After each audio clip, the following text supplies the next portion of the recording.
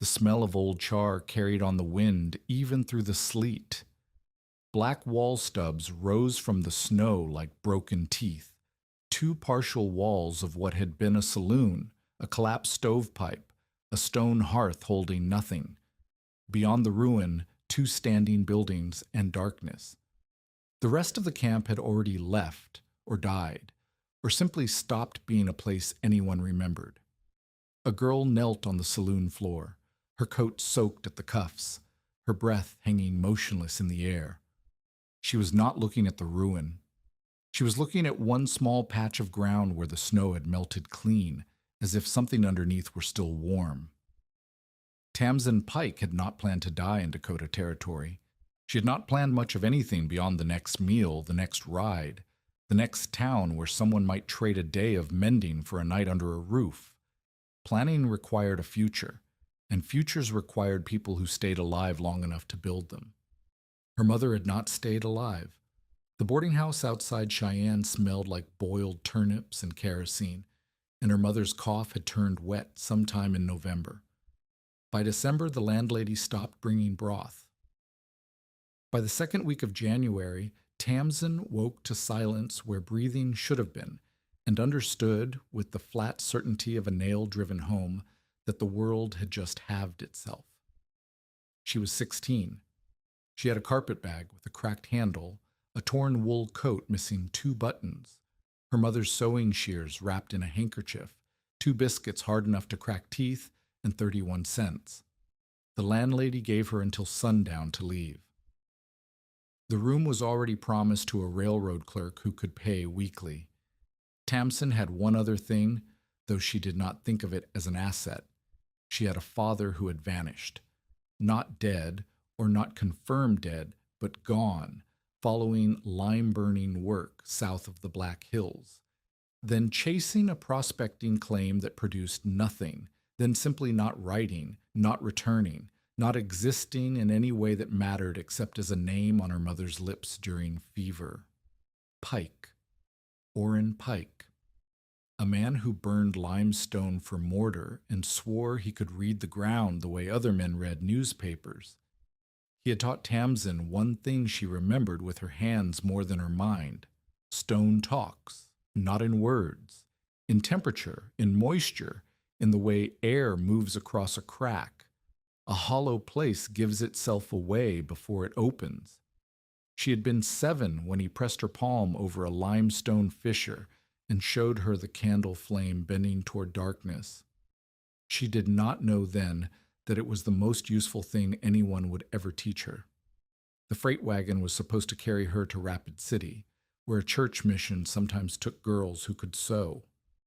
The driver, a heavy man named Orrin Bell with tobacco-stained whiskers and a voice like gravel dragged over tin, agreed to take her for 20 cents in silence.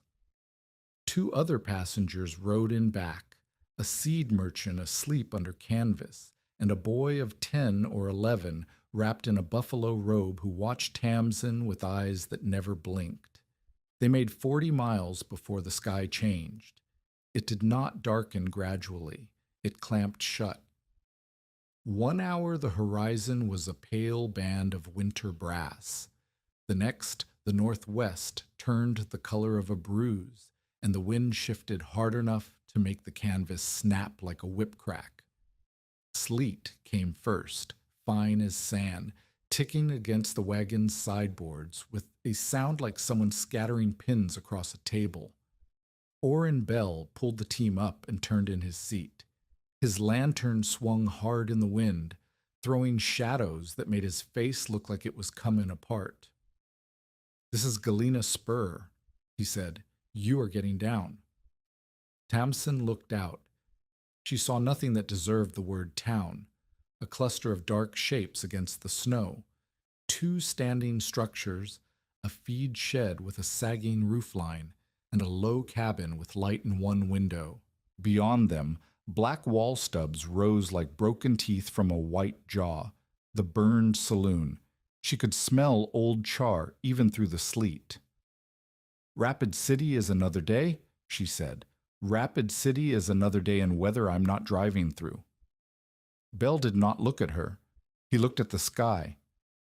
I have freight worth more than your fare. Get down, or I will put you down. I paid for Rapid City. Belle reached under his seat and pulled out her carpet bag. He threw it over the side.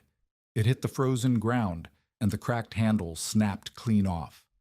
Then he found her mother's sewing shears, which had slid under the seed merchant's canvas, and tossed those too.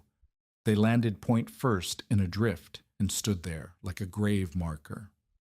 That is all the property you own, Belle said. The wagon moved. The boy under the buffalo robe turned to watch her as the distance opened. His face was small and white, and he did not wave. The lantern shrank to a coal, then to nothing. Tamsin stood in the road with sleet accumulating on her shoulders. Her coat was wet at the cuffs from where she had braced against the wagon's sideboards. Wet wool in wind. She knew what that meant even without numbers. Her father had told her once that wet cloth steals heat 5 times faster than dry. She did not know if the number was exact. She knew the feeling was. She picked up the carpet bag by its broken strap, pulled the shears from the snow, and walked toward the only light she could see. Galena Spur had been a mining stop, not a town, a stop. The kind of place that existed because men needed whiskey between the claim and the assay office, and someone with a few barrels and a canvas roof could sell it to them. When the surface gold thinned and the deep rock work moved north toward lead and deadwood, the stop emptied the way a creek bed empties after rain, not all at once but steadily, until what remained was too thin to hold shape. The saloon had burned 18 months earlier. Whether by accident or insurance fraud or simple carelessness, with a stove no one had maintained, the fire took the main structure down to its foundation stones in a single night. What survived was an L-shaped ruin, 2 partial walls of charred timber standing at odd angles, a collapsed stovepipe, a stone hearth, and a floor of packed earth and ash now buried under crusted snow. The feed shed held grain, harness hardware, and the smell of mice. The cabin with the lit window belonged to a woman named Alma Barlow, who ran what she called a boarding house, but was really just a place to sleep that cost less than freezing. Alma had a daughter named Nettie, 19, sharp-faced and sharper-tongued, and a younger son named Will, who was 11 and had a cough that came and went with the damp. Tamsin did not knock on Alma's door that first night. She tried. She stood on the step with her fist raised and heard voices inside, Nettie's voice saying something about another mouth, and lowered her hand.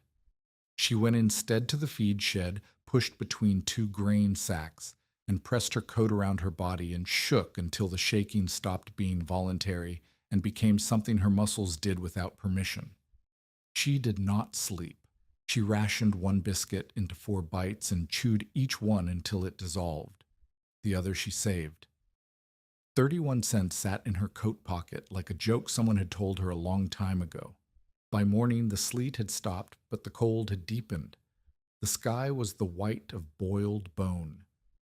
Tamsin's breath hung in front of her face and did not move.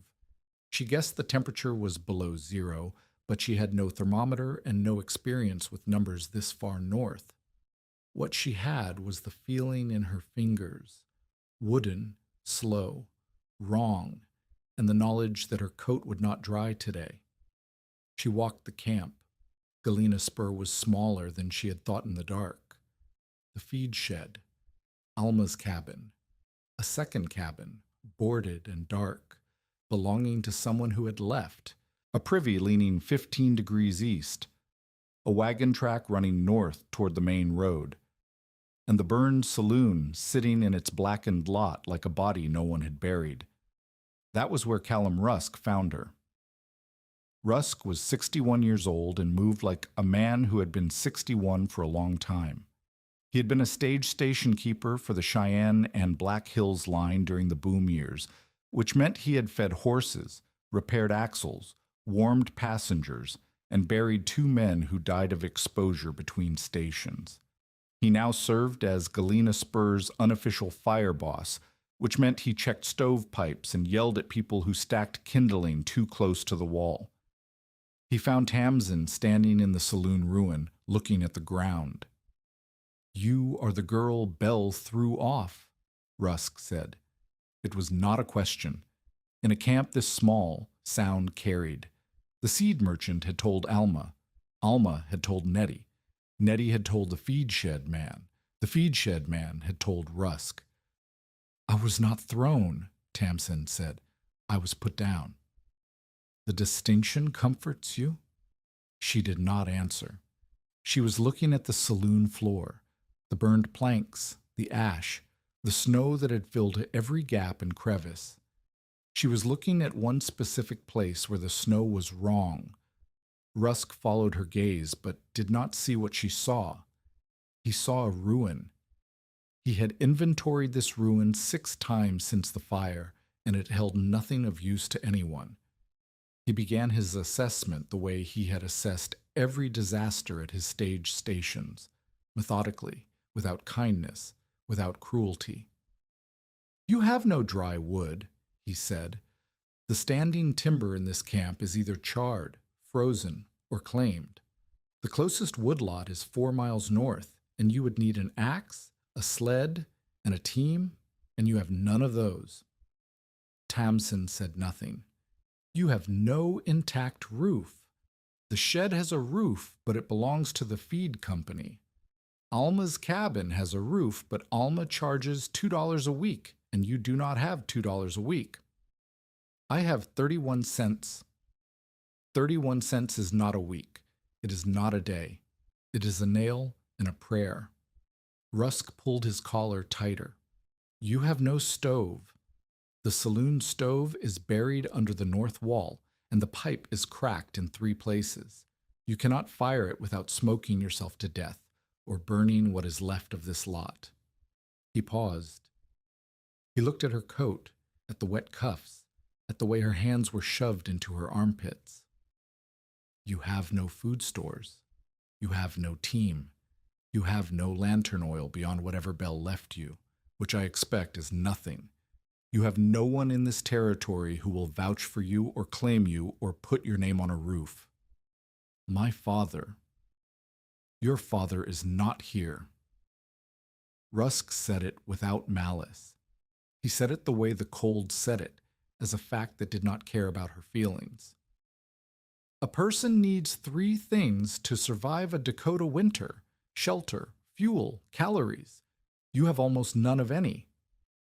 He looked at the burned saloon and then at her.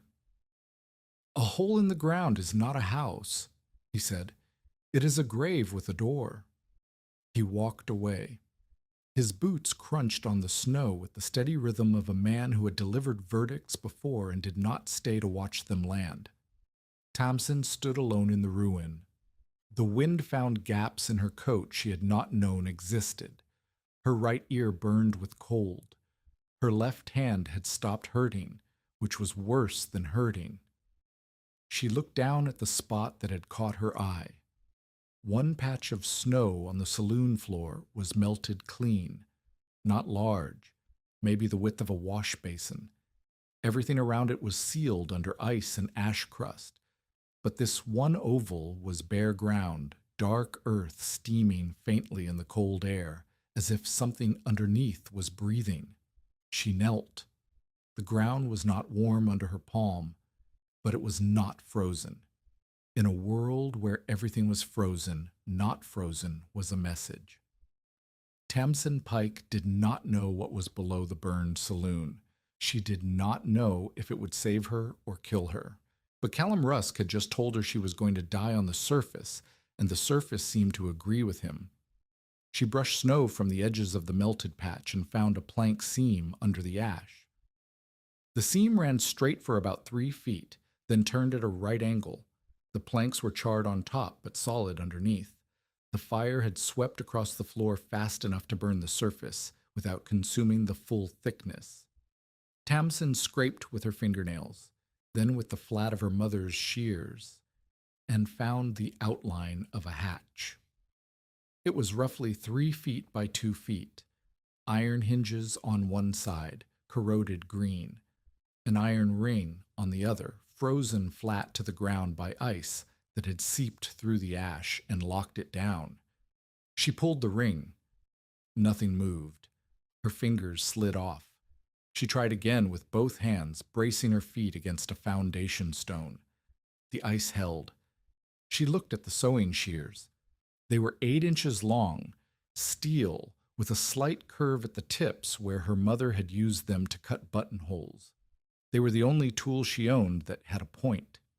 She wedged one blade into the ice around the ring and twisted. The ice cracked. She chipped at it, working the blade in a circle, clearing frozen grime from the gap between the ring and the wood. Her thumb slipped, and the blade bit into the meat of her palm.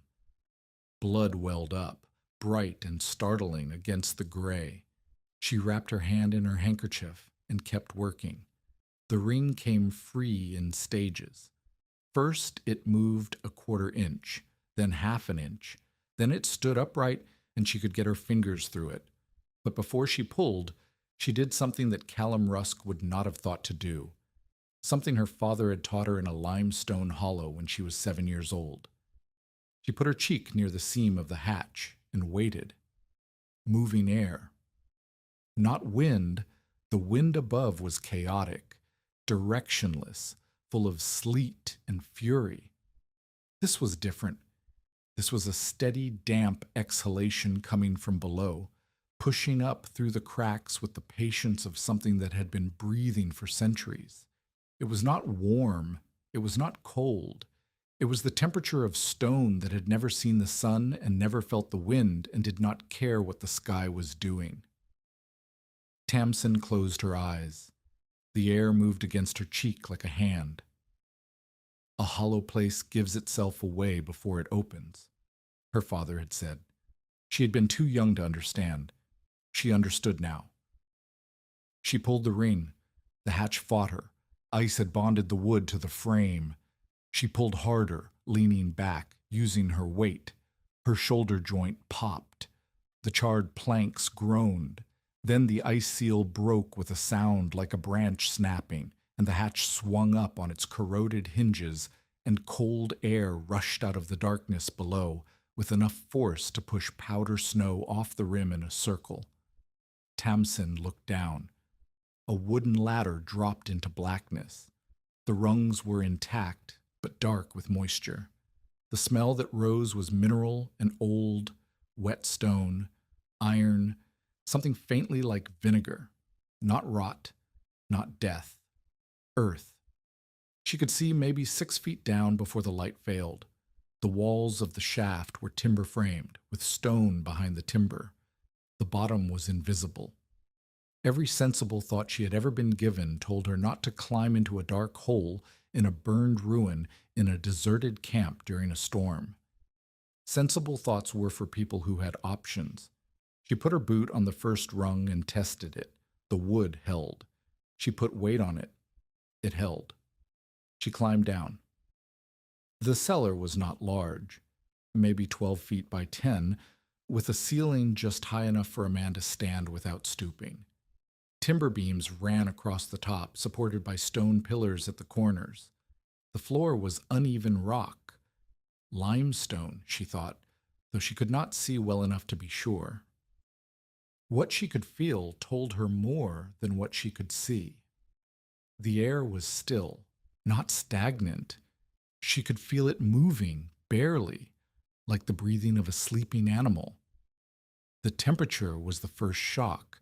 After hours of cold that had turned her fingers to sticks and her ears to raw meat, the cellar air felt impossibly gentle. Not warm, not anything she would call comfortable, but so far from the violence above that her body registered it as relief. Her muscles unclenched. Her jaw, which had been clamped shut for hours, loosened. Along the far wall, wooden racks stood in rows, most of them broken or tilted. Barrel hoops lay rusted on the floor. Broken glass crunched under her boots. The place smelled of old beer and damp wood and the deep mineral patience of limestone. This had been a beer cellar. Before mechanical refrigeration, before ice trains and ammonia compressors, men who sold beer in places like Galena Spur kept it underground. The earth held a constant temperature, cool enough in summer to keep lager from souring, warm enough in winter to keep bottles from cracking. A saloon keeper with a good cellar and a reliable cave connection could store beer, root vegetables, bottled goods, and ice for months. Tamsin did not know the science. She knew the feeling. Down here, the storm did not exist. The wind that was peeling skin on the surface was a rumor, a story someone might tell, but not a present fact. The cellar disagreed with the sky. She explored by touch.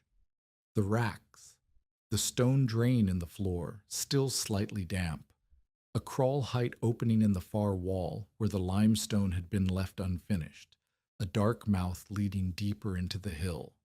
Air moved through it, the same steady breath she had felt at the hatch, but stronger here, a current flowing from somewhere deeper and older. The crawl opening frightened her. She did not enter it. Not today. Not without light or rope or knowledge of what lived in the dark. But the cellar itself, the upper chamber, the timbered space, the old beer store. This was something she could use. She climbed back up the ladder and stood in the ruined saloon with the wind hitting her face like a slap after a conversation. The contrast was physical. Down there, 50-some degrees. Up here, below zero and dropping, with wind chill pushing toward the kind of cold that froze exposed skin in minutes. The difference between the cellar and the surface was nearly 100 degrees. The cellar could kill her through bad air, through falling timbers, through animals she had not seen, through flooding if meltwater found its way down, through the hatch freezing shut above her while she slept. She catalogued the risks the way Rusk had catalogued her deficiencies, methodically, without flinching. Then she catalogued the surface. No shelter, no fuel, no warmth, no time. The surface would kill her faster. Nettie Barlow saw her the next morning. Tamsin was dragging burlap sacks from behind the feed shed, sacks that had held oats and were now empty and stiff with frost, toward the saloon ruin. She moved with the dogged slowness of someone who has not slept and is operating on the fumes of the previous day's second biscuit. Nettie was 19, 3 years older, and carried herself with the impatient competence of a girl who had been running a household since her mother started coughing. She had dark hair pulled back so tight it seemed to stretch the skin of her forehead, and she watched Tamsin the way a cat watches a mouse that has wandered into the wrong room, not with cruelty, but with the certainty that this would not end well. "What are you doing with those sacks?" Nettie asked. "Taking them." "To where?" Tamsin pointed at the hatch without stopping. Nettie stared. "You are going to live in the cellar." "I'm going to not die in the cellar. Living comes after." 54 degrees is not warm enough to live in." Nettie had a practical mind and a practical objection. "Damp air at that temperature will put fever in your chest inside a week. Ask my mother." Tamsin set the sacks down near the hatch and pulled it open. The familiar breath of underground air rose between them. She took a thread from her coat's unraveling hem, held it near the hatch seam, and watched it pull outward in the draft. "It moves," Tamsin said. "That means it is not dead air. That means there is a hole somewhere. Holes let in animals and water and God knows what. Holes also let in air that has not tried to kill me yet." Nettie stood there for a long moment, her arms crossed, her breath clouding in front of her. She did not help. She did not leave. She watched Tamsin lower the sacks down the ladder and disappear into the dark. Then Nettie said, "To no one. She's going to die down there." It was the same verdict Callum Rusk had given. It sounded just as certain, and it was just as wrong, though neither of them would know that for weeks. Word spread the way word spreads in a camp of 8 people. By that afternoon, every soul in Galena Spur knew the drifter girl had crawled into the burned saloon cellar and was dragging rubbish down after her. 3 men at the feed shed called her the cellar rat. The phrase had the sticky quality of frontier nicknames, once coined, impossible to remove. Nettie repeated it before she thought about it, and then felt the small, cold weight of having said something that costs nothing and takes everything. Callum Rusk heard about it and shook his head. He told Alma Barlow that the girl would suffocate on bad air or freeze when the hatch ice shut, and that whoever found her body would have to answer for letting her stay. But it was Enoch Vale who turned gossip into threat. Vale was 42, lean as a fence rail, with pale eyes and a way of standing that took up more space than his body required. He was a salvage dealer by trade, and a cordwood speculator by instinct. When the mines moved north and the camps emptied, men like Enoch stayed behind, not because they loved the land, but because they loved what the land left. Abandoned claims, burned buildings, forgotten hardware. He bought wrecked lots for pennies and stripped them of hinges, brick, bottles, iron, and anything else that could be loaded into a wagon and sold in Rapid City for a profit. He had his eye on the saloon lot. The foundation stone was good limestone, heavy and square cut, worth hauling. The iron hatch hardware was worth its weight to a blacksmith. Even the charred timbers could be salvaged for beam stock if someone stripped the burned layer. Tamsin's presence in the cellar was not a problem of conscience. It was a problem of commerce. He found her pulling warped saloon planks from the snow and dragging them toward the hatch. She planned to lay them over the opening as a windbreak, a crude airlock to slow the draft when the hatch was open. "Those boards are mine," Enoch said. Tamsin looked at him. She had not met him before. His coat was better than hers. His boots were oiled. He had a wagon and a team, which meant he had money, which meant he had the kind of authority that money buys in places where law is a theory and possession is practice. "They were lying in the snow," she said. "They were lying on my lot." "Your lot." "Salvage custom. If a structure is burned and abandoned, the material belongs to whoever claims it first. I have been stripping this lot since August." Tamsin held the plank. It was 4 feet long, charred on one side, splintered on the other. It was not worth arguing over in any world where people had enough. In a world where she had nothing, it was a wall. "No one told me this lot was claimed," she said. "No one told you because no one expected anyone fool enough to crawl into a hole in the ground and call it home." Enoch stepped on the plank she was holding. His boot came down on the far end and the wood snapped clean at the char line. The good half stayed in Tamsin's hand. The burned half lay under his boot. "Now you have half a board," Enoch said. "That is about what a cellar rat deserves." He did not smile. He did not need to. The power was in the boot, not the face. Tamsin looked at the broken plank. She looked at Enoch's wagon, loaded with iron scrap and hinge pins. She looked at the hatch, still open, still breathing. She did not argue.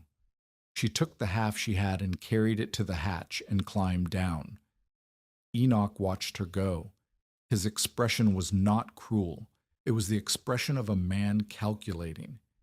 He had not known about the cellar, not its depth, not its condition, not the air that moved through it. He knew now, and knowledge, for a man like Enoch Vale, was inventory. The first construction goal was not comfort. It was not dying. Tamsin worked by feel and by firelight.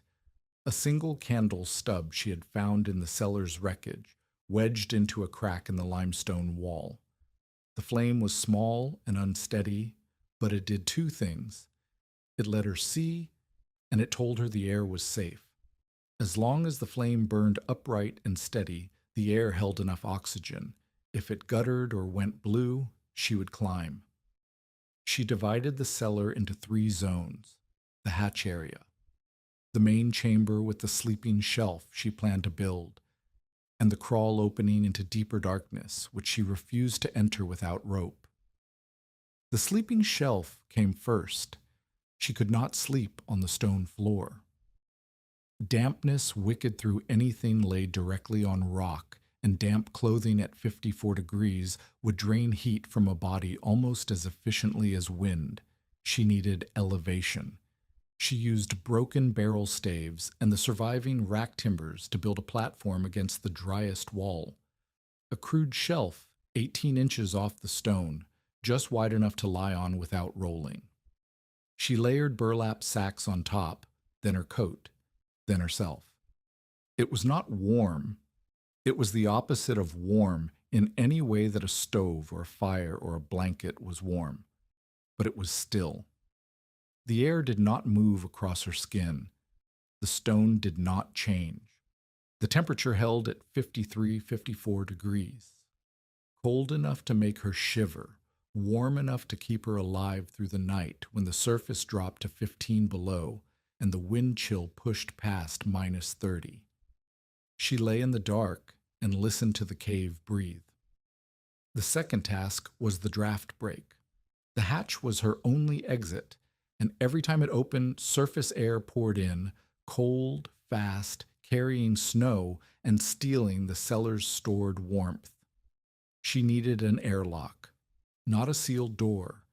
The air had to move, or the cellar became a coffin, a controlled passage, a way to slow the exchange without stopping it. She built it from what she had: half planks, burlap, barrel hoops bent into frames, and clay she scraped from the cellar walls where moisture had softened the limestone fill. 2 doors, one at the hatch, one at the cellar mouth, with a 3-foot passage between them. Open one, close it, then open the other. The air still moved. The blast did not. Her hands blistered on the second day. The barrel hoops had rough edges that tore skin. Clay under the fingernails cracked and bled. She wrapped her palms in strips torn from a burlap sack and kept working. On the 3rd night, she laid broken bottles along the hatch rim in a line. If anyone opened the hatch while she slept, the bottles would fall and shatter on the stone below. It was not a lock. It was an alarm. She thought of Enoch Vale and his calculating eyes, and decided that an alarm was the minimum she could afford. By the end of the first week, the hatch opened and closed without freezing. The draft break held. The sleeping shelf kept her off wet stone. She was alive. She was also starving. The second biscuit was gone. 31 cents bought a half-pound of cornmeal from the feed shed. The man charged her double because he knew she had nowhere else to go. She mixed it with water from snow melt and ate it raw because she had no fire below and could not risk one until the ventilation was better. The cold did not relent. The sky stayed the color of tin. Each morning, Tamsin climbed the ladder, opened the hatch, and felt the surface air hit her face like a fist. Each morning, the contrast reminded her why she went back down. But the cellar was not enough. Not yet. Not for what was coming. She could feel it. Not in the weather report she did not have access to, not in the almanac predictions she had never read, but in the ground itself. The air from the crawl opening had changed. It moved faster some days, slower others, as if the pressure above and the pressure below were having a conversation she could feel but not translate. Something was building. The cave knew it before the sky showed it, and Tamsin Pike, kneeling in the dark with blistered hands and an empty stomach and 31 cents worth of cornmeal in her blood, knew she was not ready. If you have ever been told your plan was foolish by someone who did not understand what you were building, tell us in the comments. Because what Tamsin builds next changes everything, and the people who doubted her are not done yet. The hatch was finished. The shelf was finished. The draft brake held, but the cellar was a survival hole, not a refuge. It could keep one girl alive through a cold night. It could not keep her alive through what was coming, and she did not yet know, could not yet know, that the test would not be hers alone. The cave breathed. The sky tightened.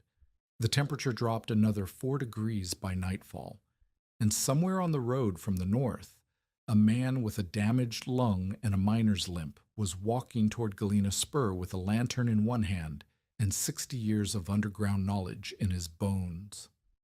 Peter Kavama arrived at Galena Spur on a Tuesday, though nobody in camp kept careful track of days. He came on foot from the south, walking with a limp that favored his left hip, carrying a canvas pack and a miner's lantern with a cracked reflector. He was 58 years old, Norwegian-born, with hands that looked like they had been carved from the same stone he had spent 30 years drilling, blasting, and hauling out of the Black Hills. His lungs were the reason he walked slowly.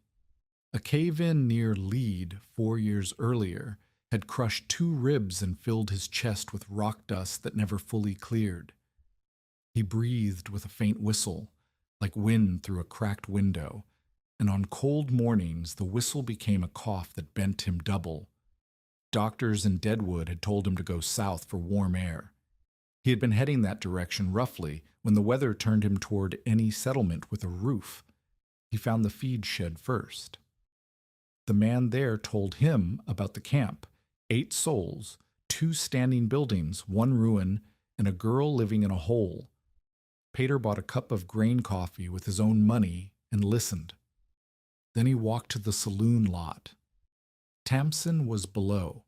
He could tell because the hatch was propped open 6 inches, and a thin line of vapor rose from the gap, cave breath meeting cold surface air, condensing into a faint plume that most people would not notice and a miner would recognize in his sleep. He did not call down. He knelt by the hatch and looked at the charcoal marks on the inside of the frame. Tamsin had drawn arrows, 3 of them, each pointing in the direction the air moved at different times of day. Morning, outward; midday, still; evening, inward. She had been tracking the draft. Peter Kavama looked at those arrows for a long time. Then he knocked on the hatch the way a man knocks on a door, twice with his knuckles, as if the cellar were a house and the girl inside deserved the courtesy of warning. Tamsin's face appeared in the gap. She looked at him the way she looked at everything, measuring threat, calculating cost, deciding whether to speak or run. "You marked the airflow," Peter said. His accent was still there after 30 years, the vowels slightly flattened, the consonants harder than English required. "It changes," she said. "It changes because the pressure changes. When the outside air is heavy, the cave pulls inward. When the outside air lifts, the cave pushes out. The earth breathes the same way you do. It just does it slower." Tamsin stared at him. No one in Galena Spur had said anything about her cellar that was not a warning or an insult. This man was describing what she had observed as if it were ordinary, as if it made sense. "You are a miner," she said. "I was a miner. Now I am a man with bad lungs walking south." He looked at the arrows again. "You have the direction right, but you have not marked the speed. Speed matters more than direction. When the outflow speeds up for no reason you can see, the weather is about to change. The cave knows before you do." He did not offer to come down. He did not offer help. He sat on the foundation stone and waited, as if the next move belonged to her. Tamsin opened the hatch the rest of the way. "Do you want to see it?" Pater descended the ladder with the careful precision of a man who had climbed 10,000 ladders in the dark and knew exactly which rung to trust and which to skip. He stood in the cellar and turned in a slow circle, his miner's eye cataloging everything. The timber beams, the stone pillars, the sleeping shelf, the draft break, the crawl opening into deeper passage. He held his lantern near the crawl opening and watched the flame. It bent left, steady and slow. "That goes deeper," he said. "I have not gone in. I have no rope." "Good." He said it without praise or warmth. He said it as a fact. Never trust a cave because it feels kind. Kind air turns bad around a corner. Kind floors drop into shafts. A cave will let you walk in smiling and close behind you without a sound. He turned back to the main chamber and pointed at the ceiling beam, the largest timber, running the full width of the cellar. A crack ran through it near the center, and the wood bowed slightly under the weight of earth and ash above. "That beam will hold for a while," Pater said. "It will not hold forever. When it gives, everything above it comes down. You, the hatch, the snow, the stone, all of it." Tamsin looked at the crack. She had noticed it. She had not known what to do about it. "Can it be fixed?" "It can be cribbed. You put short timbers under it, not to replace it, but to carry the load to the walls. Paired wedges, driven alternately. You do not need strength. You need patience and geometry." "I do not have short timbers. You have barrel staves. You have rack wood. You have half planks that a man with a boot snapped for you." Peter had already heard about Enoch Vale. "None of them are ideal. All of them are better than waiting for the ceiling to fall." This was their beginning, not charity, not rescue. A man who had spent his life underground saw a girl who had crawled underground by instinct and done most of it right. He did not save her. He taught her. The cribbing took 3 days. Peter showed her first. He selected 4 barrel staves of roughly equal length and split 2 of them lengthwise with a hatchet he carried in his pack. The split halves became wedges, flat on one side, tapered on the other. He placed 2 staves upright under the cracked beam, positioned a wedge at the base of each, and drove them alternately with a rock. Left side, 2 taps. Right side, 2 taps. Left again. Right again. The staves rose evenly, pressing against the beam without jerking it. The crack did not widen. The beam did not shift. The load transferred down through the staves and into the stone floor. "If you drive one side only, you twist the beam," Peter said. "Twist cracks worse than weight. Always alternate." Tamsin repeated the process on the other side of the crack. Her first attempt failed. She drove the left wedge 3 taps too hard, and the stave kicked sideways, slamming against her thumb. The nail turned black within the hour. She wrapped it in a strip of burlap and kept working. By the second attempt, she had the rhythm. Tap, tap, switch, tap, tap, switch. The beam settled onto its new supports with a sound like a man exhaling after holding his breath. Peter watched without helping. When she finished, he checked each joint by pressing his palm flat against the wood and pushing. Nothing moved. "That will hold through a crowd," he said.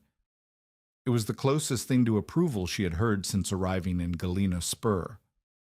Peter's second lesson was air testing. He taught her to carry a candle into any new space and hold it ahead of her body at arm's length. If the flame burned steady and yellow, the air was good. If it dimmed, turned blue at the base, or guttered without wind, the air was short on oxygen or carrying gas. A flame that went out entirely meant leave now, face toward the exit, stay low, where the air was heaviest and cleanest. "Bad air does not announce itself," he said. "It does not smell. It does not taste. It just takes your thinking first, then your legs, then your breathing. By the time you notice, you're on your knees and the ladder is too far." He made her practice. He took her to the crawl opening. She still would not enter it, and he did not push her, and had her hold the candle at the mouth for 5 minutes, watching for changes. The flame bent left, steady. good air, moving air. A cave with moving air is a cave with two openings, Pater said. The air comes in somewhere and goes out somewhere. If both openings close, the air stops and you die. Always know where the second opening is. Tamsin did not know where the second opening was. The crawl passage vanished into darkness, and the air that moved through it came from a direction she could not see. Finding the second opening meant entering the deep passage, and that meant rope, light, and courage she was still accumulating. But the lesson lodged. Two openings. Moving air. A cave that breathes is a cave that lives. The third lesson was water. Pater made her follow the moisture. Every surface in the cellar had a sheen of damp, but the damp was not uniform. On the south wall, water beaded and dripped in a slow, rhythmic pattern, one drop every 4 or 5 seconds, running down the stone and pooling in a depression on the floor. On the north wall, the stone was dry enough to leave chalk marks. The difference told a story. Water follows gravity and cracks, Pater said. If it pools where you sleep, it will take your heat faster than the air. Dampness is not cold. Dampness is a thief that pretends to be cold. Together they dug a shallow drain, a groove in the stone floor, 2 inches deep and 4 inches wide, running from the wet wall to the old stone drain the saloon keeper had installed for runoff. The work was brutal. Limestone does not yield to fingernails or barrel staves. Pater produced a cold chisel from his pack and showed Tamsin how to strike it with a rock at the right angle, not straight down, which bounced, but at 30 degrees, which bit. Her arms ached after the first foot of drain. After the third foot, she could not lift the striking rock above her waist. Pater took over for the last 2 feet, coughing between strikes, the whistle in his chest sharper than it had been when he arrived. The drain worked. Water that had been pooling near the sleeping shelf now ran in a thin line to the stone drain and disappeared. The shelf stayed dry. The burlap stayed dry. Tamsin's coat, hung on a nail near the draft break, stopped collecting dew. Small victories. Each one a brick in a wall she was building between herself and death. Progress came in weeks, and each week the gap between what she had and what she needed shrank by a margin too small to celebrate and too real to deny. First week, hatch opened and closed without freezing, draft break functional, sleeping shelf raised. Second week, cribbing in place. Drain dug. Air test routine established. Pater cut a second set of charcoal arrows on the wall and added wind speed marks. Short dashes for slow, long dashes for fast. Third week, Tamsin finished the draft break's second door, packing clay into every gap until the passage held warmth measurably better. Pater brought a small thermometer he had taken from an assay office in Lead. They hung it on the center beam and watched it settle. 53 degrees, 54. It never moved more than a degree in either direction, regardless of what the surface was doing. Fourth week, Tamsin entered the crawl passage for the first time. Pater tied a rope to the ladder base, and she fed it out as she moved, marking the wall with charcoal every 10 feet. The passage was tight, hands and knees for the first body length. Then it opened into a low chamber maybe 8 feet across. The limestone here was wet and clean, and the air moved with purpose. She could hear something ahead. Not water exactly, but the sound stone makes when air passes through a narrow crack at speed. A whistle, like Pater's breathing. She did not go further. The rope measured 42 feet from the ladder. She marked the wall and backed out. "There is more," she told Pater. "There is always more," he said. "The question is whether more helps you or buries you." The remaining gap was food and capacity. Tamsin's cellar could sustain one person in a cold snap. It could not shelter anyone beyond herself, and it held no food reserve. 31 cents had become 11 cents after the cornmeal. 11 cents was not a meal, it was a number pretending to be money. She traded labor for calories, mending for Alma Barlow. 2 shirts, a quilt binding, a torn curtain, earned her a bowl of bean soup and a fist-sized piece of salt pork. Sweeping the feed, she'd earned half a pound of cracked wheat and a look of contempt from the man behind the counter. She ate sparingly and stored what she could in a tin she found in the cellar wreckage. A flour tin with a tight lid, dry inside, the right size to hold a day's rations. Pater contributed without making it look like charity. He brought dried beans because he had extra. He brought a candle in because his pack was too heavy. He brought a small coil of rope because a man with one good lung does not need climbing gear. Tamsin accepted each gift as if it were a trade. She marked his maps. She tested his lantern reflector. She mended a tear in his canvas pack. The fiction of exchange preserved both their dignities. Neither mentioned it. Callum Russ came to the saloon lot on a gray afternoon during the 3rd week.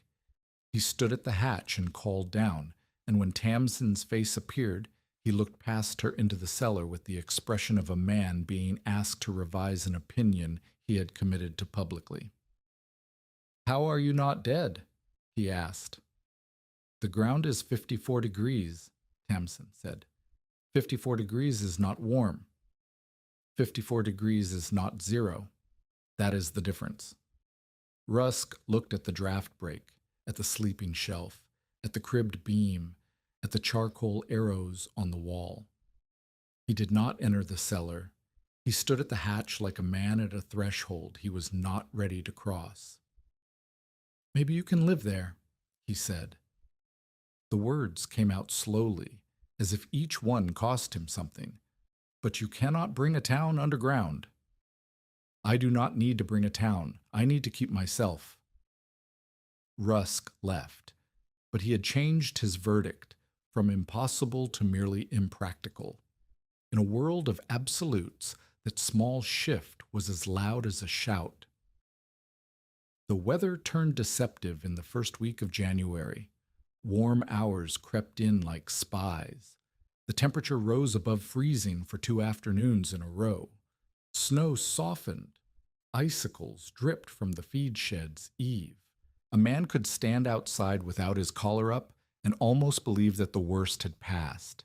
Pater did not believe it. He sat on the foundation stone and watched the sky with the flat expression of a man who has been lied to by weather before. "The worst blizzards come after the warm days," he said. "The warm air makes people stupid. They travel. They leave doors open. They let children walk between buildings without rope. Then the pressure drops and the cold comes back with teeth." He had seen it in the mining camps. A warm spell in January, then a storm that buried equipment, collapsed shaft entrances, and killed a mule team that had been left unhitched because the morning felt like spring.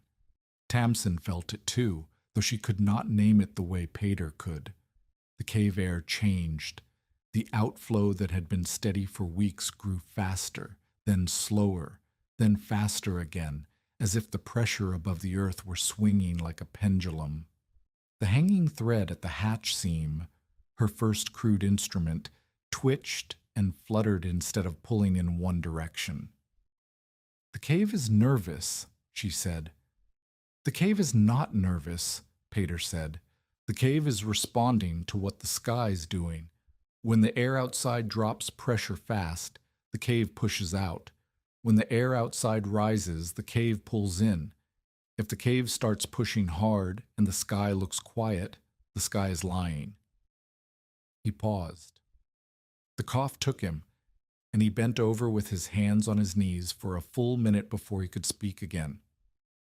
"There are people between here and the school shed who will not have time to cut wood if it comes fast," he said. "They will not have time to do anything except get inside.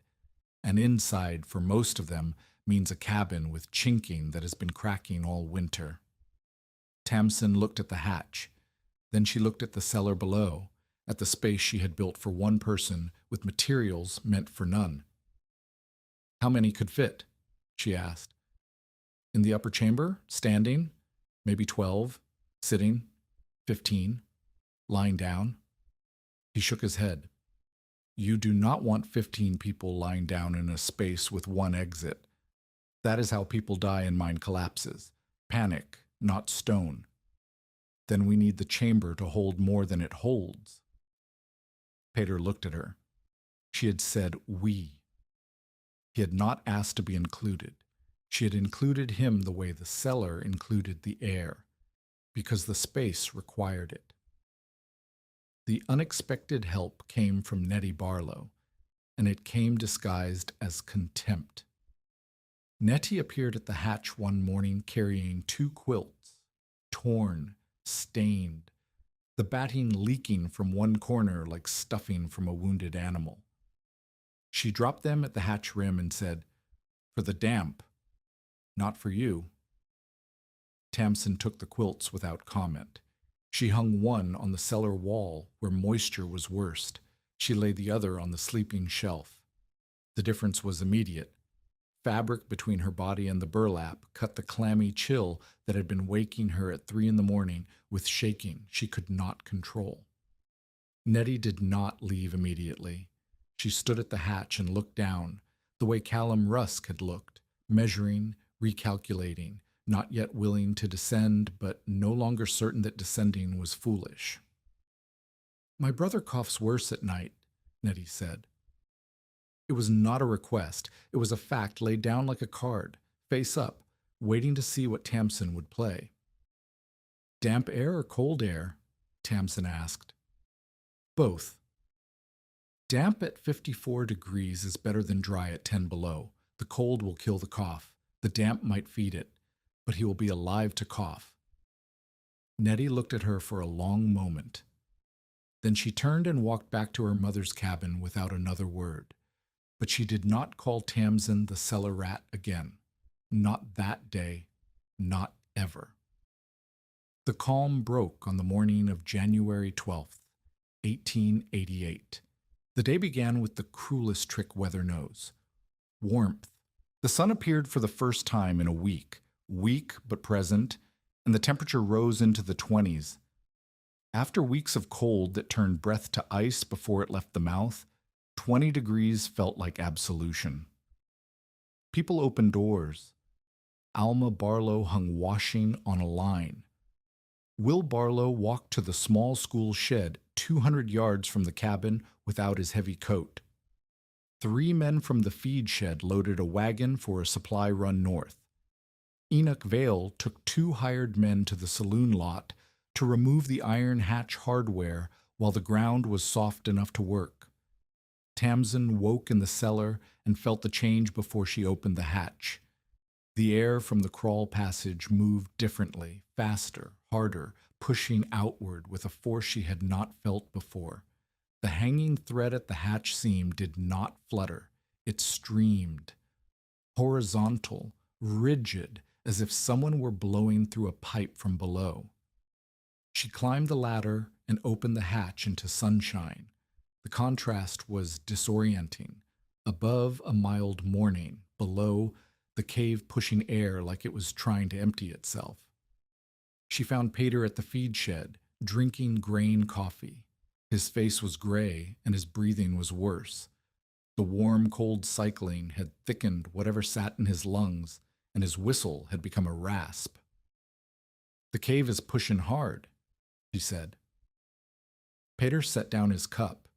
He did not ask her to describe it. He walked to the saloon lot, knelt by the hatch, and held his palm over the seam. The air hit his hand with enough force to move the hairs on his wrist. "How long?" "Since before I woke. Maybe all night." Peter stood and looked northwest. The sky was clear. The sun was out. Nothing in the visible world agreed with what the cave was saying. "The pressure is dropping," Peter said. "Dropping fast. The cave feels it before we see it. When this much air pushes out, It means the weight of the sky is falling off a cliff. How long before it hits? Hours, maybe less. He coughed. The cough lasted longer than it should have, and when it was done, he stood with his hands on his knees and did not straighten for 10 seconds. "Get the rope," he said. "All of it, and find Nettie." The storm did not build. It arrived. One moment the sky was pale and calm. The next, the northwest horizon turned black. Not the gray-black of ordinary clouds, but a solid wall, a curtain being drawn across the world, moving with a speed that made distance meaningless. The temperature dropped 10 degrees in 15 minutes, then 10 more. The wind came first as a sound, a low, continuous roar, like a river heard from inside a canyon, and then as a physical force that hit Galena Spur with enough power to tear the washing off Alma's line and send it cartwheeling across the snow. Then the snow came, not falling, driving, horizontal, fine as sand, so thick that Tamsin lost sight of the feed shed from 30 feet away. The world became white noise, white sky, white ground, white air, no horizon, no direction, no up or down except the pull of gravity and the sting of ice crystals against skin. The school children's blizzard. It would earn its name across the Dakota and Nebraska plains, where children walking home from school would be caught in the open with no warning. Settlers who had stepped outside in shirt sleeves to enjoy the mild morning found themselves blind and freezing before they could reach their own doors. The death toll would be measured in hundreds across the territory. Galena Spur was smaller, more sheltered by the Black Hills lee, but smallness did not mean safety. It meant fewer walls between people and the wind. 3 things went wrong at once. First, Enoch Vale and his 2 hired men were at the saloon lot when the storm hit. They had been working on the hatch. Enoch had jammed a chain through the iron ring and looped it around a timber post, trying to lever the hardware free. The chain was still in place when the wind arrived, which meant the hatch could not open fully. The ring was chained to the post, and the post was frozen into the ground. Second, Will Barlow was between the school shed and his mother's cabin. 200 yards. In clear weather, a 3-minute walk for an 11-year-old. In a whiteout with wind strong enough to knock a grown man sideways, 200 yards was a death sentence. Will could not see the cabin. He could not see the school shed he had just left. He could not see his own feet. He crouched under a tipped handcart and screamed into the wind, and the wind took his voice and threw it away. Third, Pater's lungs seized. The sudden pressure drop and the blast of cold air hit his damaged chest like a fist, and he doubled over in the feed shed doorway, coughing so hard that blood appeared on his lips. He could not stand straight. He could not walk into the wind. He could not lead the rope line he had told Tamsin to prepare.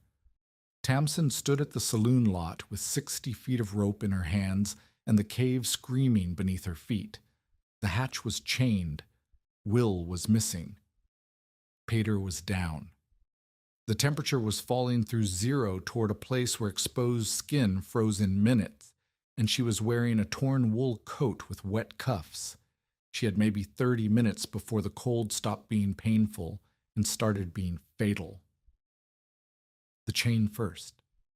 Tamsin knelt by the hatch in wind that pushed her sideways like a hand.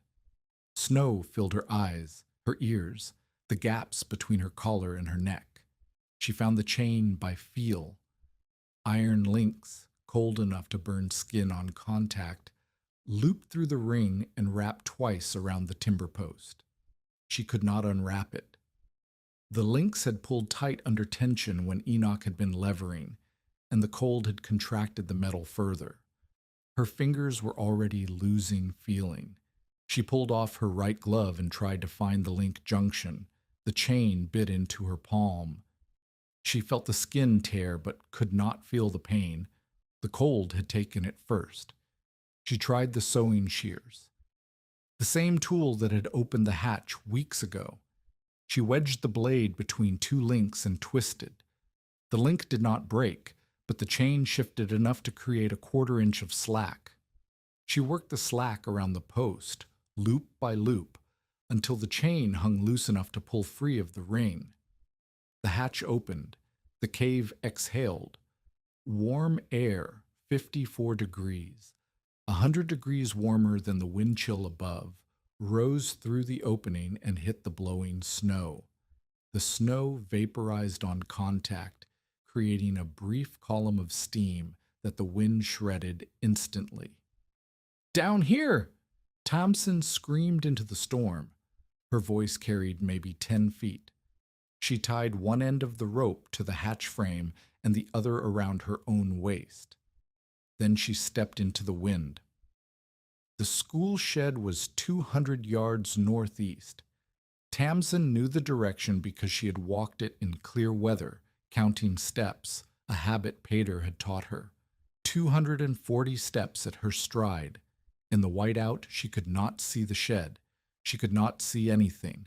She walked with one hand on the rope feeding out behind her, and the other held in front of her face, pushing through a wall of snow that had no end. She counted. 50 steps. 100. At 130, the rope went taut. She had reached its limit. The school shed should be another 110 steps ahead, but she had no more rope. She untied the rope from her waist, knotted it to a fence post she found by stumbling into it, and kept walking. Without the rope, she was untethered. If she veered 10 degrees in either direction, she would walk past the school shed and into open prairie, and no one would find her until the snow melted in April. She counted steps and held her course by the wind. The wind was from the northwest. She needed to walk northeast. She kept the wind on her left cheek and counted. 160, 70, 80. Her right foot hit wood, the school shed step. She almost fell through the door. Inside, the shed was dark and barely warmer than outside. The stove had gone cold, and the chinking was cracked in 4 places, letting snow blow through in horizontal streams. No one was there. The teacher had left before the storm. Will had left before the storm. The shed held nothing but cold and the smell of chalk. But Tamsin heard something outside, not the wind. Under the wind, a sound that was human, high, thin, and repeating. A child calling for a mother who could not hear him. She stepped back into the whiteout and turned toward the sound. Will Barlow was under the handcart. He had tipped it on its side to block the wind, and he was curled beneath it with his arms over his head and his coat, his light coat, the one he had worn because the morning was warm, pulled over his face. He was not screaming anymore. He was making a sound that was smaller than screaming, a high, continuous note like a tea kettle left on a stove. Tamsin found him by walking toward that sound with her hands out. She touched the cart first, then found his boot, then pulled him out by the ankle. He was 11 and small for it. His face was white except for the places where it was red. His ears, his nose, the skin around his eyes where tears had frozen. He was shaking so hard his teeth clicked like a mechanism. "Will, can you stand?" He tried. His legs folded. Tamsin caught him and put his arm over her shoulder. He weighed maybe 70 pounds. In good conditions, she could have carried him. In wind that required both arms for balance, 70 pounds was the difference between walking and crawling. She chose crawling. She got him to the fence post by feel, found the rope, and began pulling them both back along it. Hand over hand. The rope burned through her torn gloves. Will clung to her back with his arms around her neck, his face buried in her collar. His shaking transmitted through her spine like a second heartbeat. 100 steps. 50. The hatch appeared as a dark square in the white world, and Nettie Barlow was standing beside it, screaming Tamsin's name into the wind with a voice that cracked on every syllable. The descent was not orderly. Nettie took Will from Tamsin's back and lowered him through the hatch. Tamsin followed, then Nettie, then Callum Rusk, who had crossed from the feed shed with a rope around his waist and lost his hat to the wind and arrived with his ears already turning gray at the edges. Then Alma Barlow, half carried by the feed shed man. Then the three men from the feed shed wagon who had turned back when the wall of snow overtook them before they reached the main road. Then one of Enoch's hired men who had been standing at the saloon lot when the hatch opened and had the presence of mind to drop his tools and climb down. 12 people in the first 10 minutes, the cellar that Tamsin had built for one. Enoch Vale stood at the hatch rim. He did not come down. He stood in the wind with his coat pulled tight and shouted into the dark below. "You will all suffocate. That hole has one vent and 12 bodies. The air will go bad before midnight." Tamsin climbed 3 rungs up the ladder so her face was level with the hatch opening. Snow plastered her hair against her forehead. She could see Enoch's boots, his legs, the lower half of his coat whipping in the wind. "The air moves," she shouted. "It has been moving for weeks. It comes from deeper than you have ever dug. Get in or freeze. If you are still here, stay with us, because the next 2 hours underground will decide whether everything Tamsin built was enough." Hit subscribe so you do not miss what happens when that hatch freezes shut. Enoch's second hired man stumbled into view. He had been chasing a mule that had broken free of its traces, and he had failed. The mule was gone. The man's hands were white, and his face was the color of tallow. He half fell through the hatch without waiting for permission. Enoch stood alone in the storm for another 10 seconds. Then he came down. 14 people, 1 hatch, 1 chamber, 1 cracked beam held by barrel stave cribbing, and a storm that was still building. The cellar in crisis was nothing like the cellar in solitude. Tamsin had spent weeks alone down here, learning its rhythms the way a person learns the rhythms of a heartbeat. Steady, predictable, responsive, but not volatile. Now the cellar held 14 people, and every one of them changed its physics. Bodies generate heat. 14 bodies in a 12 by 10 chamber raised the temperature from 53 degrees to 61 within the first hour. That should have been welcome. It was not. 61 degrees with 14 sets of lungs pulling oxygen meant the air thickened.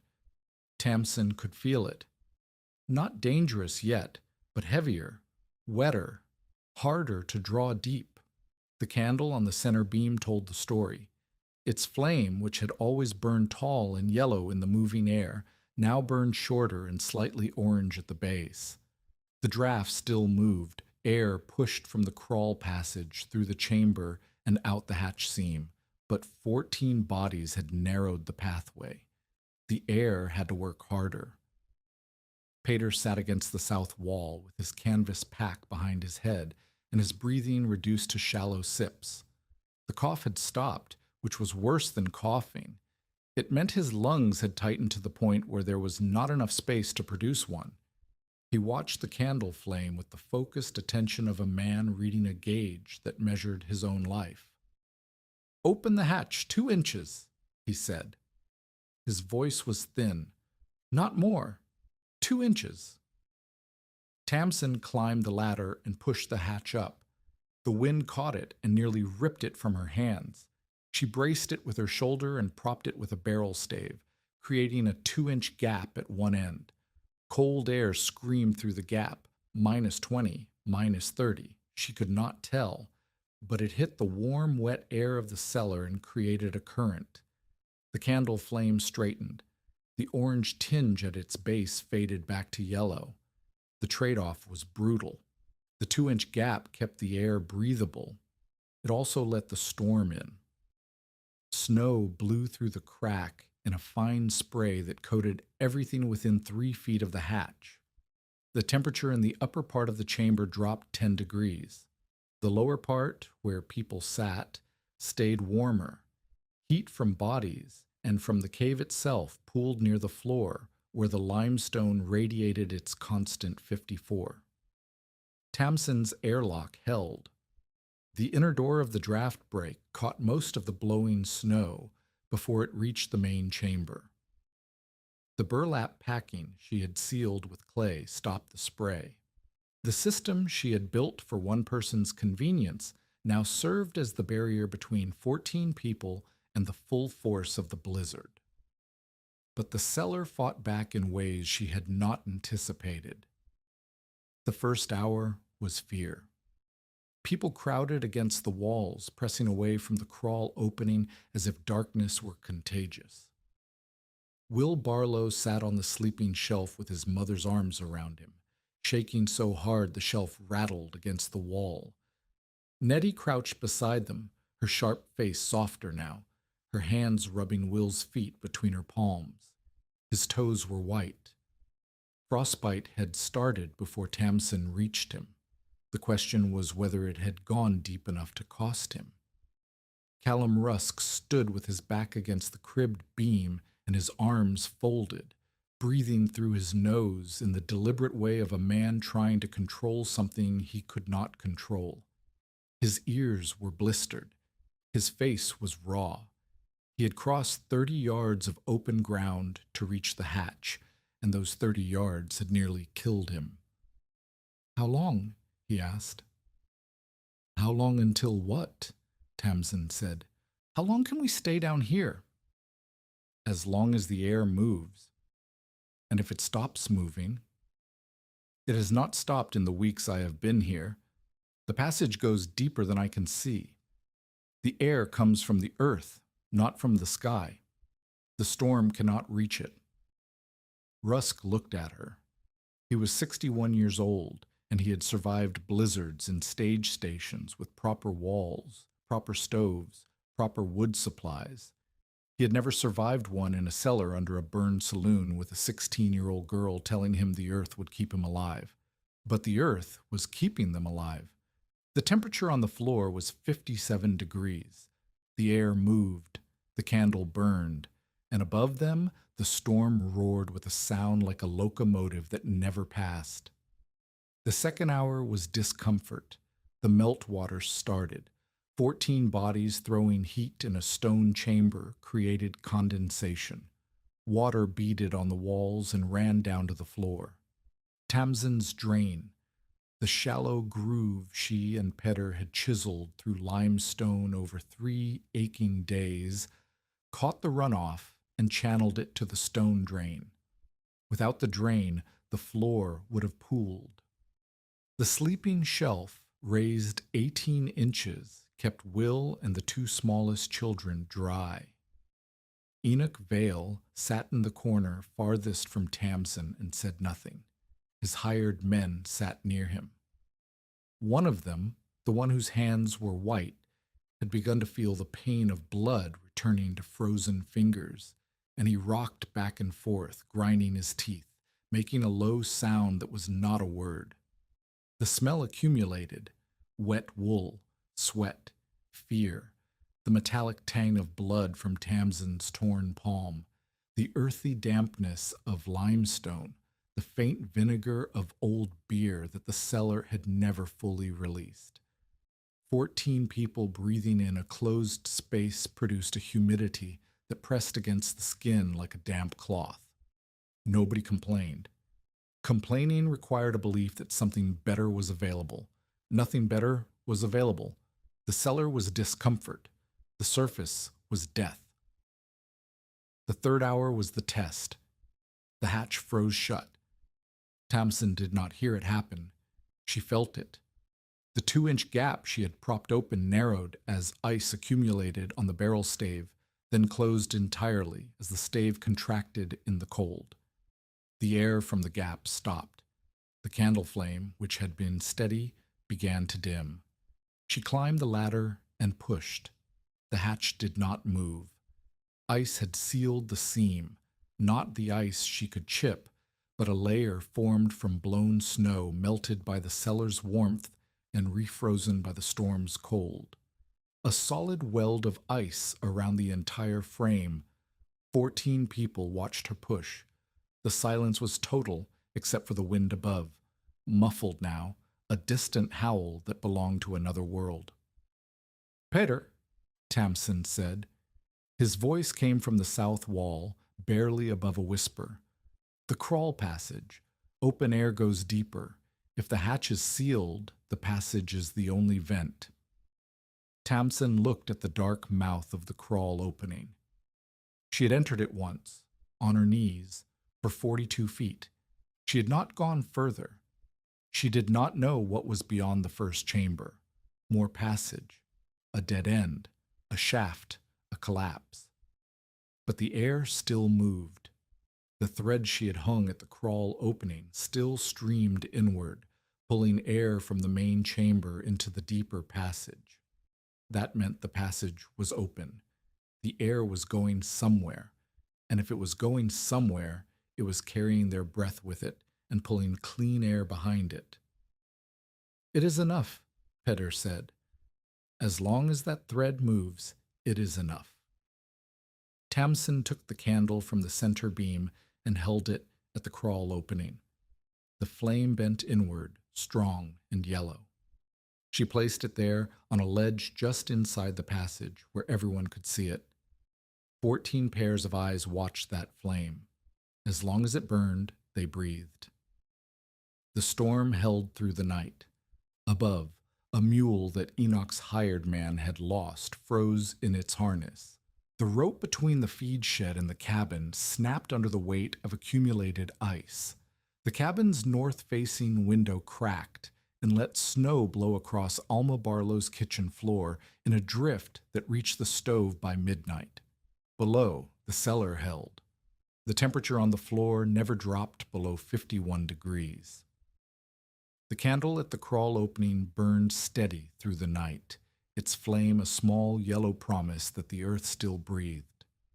Tamsin fed it. Her last 3 candle stubs, placed end to end, their wax pooling on the stone ledge and hardening and pooling again. Will Barlow's shaking stopped around midnight. Nettie had wrapped him in both quilts. The quilts she'd given Tamsin for the damp, not for you, and held him against her body with the fierce practicality of a sister who had been keeping a brother alive since before she understood what that required. His toes were still white, but he could feel them being touched, which meant the frostbite had not gone to bone. Pater slept in short intervals, waking each time with a cough that was softer than before. The cellar's damp air was not good for his lungs, but the stable temperature was better than the thermal violence above. He woke once, looked at the candle, looked at the thread, and went back to sleep. Callum Rusk did not sleep. He sat against the cribbed beam and watched the hatch and the candle in alternation, as if keeping vigil over 2 exits, one sealed, one open. Somewhere past midnight, he spoke.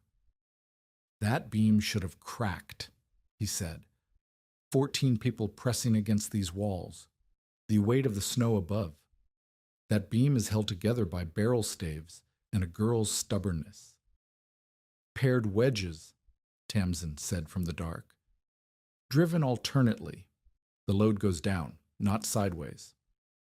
Rusk was quiet for a long time. Then he said, "Your miner taught you that." "He taught me to listen to the wood, the same way my father taught me to listen to the stone." "Your father who left." "My father who taught me first." Rusk had nothing to say to that. He leaned his head against the beam and listened to it hold. Morning came as sound before light. The wind dropped. Not gradually, it cut off, the way a voice stops mid-sentence. The silence that replaced it was so total that several people startled awake, confused by the absence of the roar they had been sleeping through. Tamsin climbed the ladder. She pushed the hatch. The ice held. She pushed harder, bracing her feet on the rung below, driving her shoulder against the frozen planks. Callum Russ climbed up behind her. He was larger, heavier, and his stage station years had given him a working man's shoulders. He pressed his back against the hatch and straightened his legs. The ice cracked. A seam of white light split the darkness. Then the hatch broke free and swung open, and morning hit them. A morning so bright and still that it hurt. The sky was scrubbed blue. The temperature was somewhere below zero, but the wind was gone. The world was buried. Snow covered everything to a depth of 2 feet on the flat, drifting to 5 and 6 feet against walls. The feed shed was a white mound. The cabin was a white mound with smoke leaking from a chimney that had nearly blocked. Callum Russ climbed out first. He stood in the snow and looked at Galena Spur as if he had never seen it before. Then he looked back at the hatch, at the faces appearing in the opening below. Nettie holding Will, Alma leaning on the feed shed man, Peter's hands gripping the ladder rungs with the deliberate care of a man who does not trust his balance. Rusk looked at the frozen world and then at the dark square of the hatch from which warmth was rising in a faint shimmer. 14 people had gone down. 14 came up. Not one had frozen. Not one had suffocated. Not one had been buried or broken or lost. Outside, the mule's body lay stiff under a crust of ice, its neck bent at an angle that said it had tried to turn away from the wind and failed. One of Enoch's hired men looked at it and then looked at his own hands, the ones that had been white last night and were now red and aching and alive, and he sat down in the snow and did not speak. Tamsin climbed out last. She closed the hatch behind her, gently, the way a person closes a door on a room that has kept them safe. The iron ring was cold under her fingers. It was polished smooth where her hands had gripped it over the weeks, and it caught the morning light like something worth owning. The morning after the storm was not triumph. It was inventory. Callum Russ counted heads the way he had once counted horses at the stage station, methodically, without sentiment, ticking names against a list that existed only in his memory. 14 down, 14 up. Will Barlow's toes were blistered but intact. The hired man's fingers were swollen and would peel for weeks but would not need cutting. Peter's breathing was worse, but Peter's breathing had been worse every day since he arrived. The mule was dead. The cabin's north window was cracked and stuffed with rags. The feed shed had lost a section of roofing to the wind, and grain sacks were soaked through.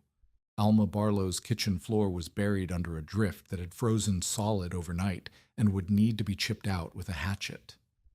These were the costs. The cost of the cellar was zero. Rusk stood at the feed shed that afternoon with Tamsin, Nettie, Pater, and the feed shed man. He did not call it a meeting. He called it talking. But the way people stood facing Tamsin, waiting for her to speak, made it something more than talk. I called it a grave, Rusk said. He said it to the group, but he looked at Tamsin. I called it a grave with a door. I was wrong. It was the only roof we had. The words came out of him the way words come out of a man who has practiced them in his head and is delivering them before he loses his nerve. He was 61 years old and he had been wrong about things before, but he had rarely been wrong in a way that could have killed people if the person he dismissed had listened to him. Tamsin did not accept the apology because it was not quite an apology. It was a correction, a man adjusting his own record. She understood the difference because she had watched her father do the same thing after a failed claim, not sorry, not ashamed, just updating the ledger. The cellar held because the air moved. Tamsin said. Not because of me, because of the stone. The stone did not build the draft break, Rusk said. The stone did not crib the beam. The stone did not open the hatch in a blizzard and drag a boy through a whiteout by his ankle. Nettie Barlow stood beside her mother, with Will leaning against her hip. The boy's feet were wrapped in clean cloth, and he walked with the careful testing steps of someone relearning trust in the ground beneath him. The damp did not kill us, Nettie said. She said it flatly, the way she said everything, without decoration, without apology. I told her the damp would put fever in our chests. It did not. The wind would have. She paused. Then she looked at Tamsin with an expression that was not friendship yet, but was the soil where friendship might grow. She was right about the air. Validation came in layers, the way snow accumulates, one thin sheet after another until the weight becomes undeniable. The feed shed man, whose name was Grover Lund, brought his own thermometer the next day and hung it in the cellar beside Pater's. He checked it morning and evening for a week. The readings never varied more than 2 degrees, 52 to 55. Outside, the temperature swung from 5 above to 20 below and back again. The cellar did not care. Lund had been a skeptic, not by malice, but by nature. He was a man who believed in walls, roofs, stoves, and chimney pipe because those were the tools he understood. A hole in the ground was not a tool. It was an absence. But the thermometer did not lie, and Lund was the kind of man who followed numbers even when they led somewhere uncomfortable. How deep does the passage go? He asked Tamsin. 42 feet to the first chamber. Beyond that, I have not mapped. Why not? Because I do not know what is beyond the first chamber, and going blind into stone is how miners die. She looked at Pater when she said it. Pater nodded once. Lund brought a second rope and a second lantern. He did not ask to explore. He left them at the hatch and said, "When you are ready." This was how the conversion happened. Not a single dramatic reversal, but a series of small, practical acts.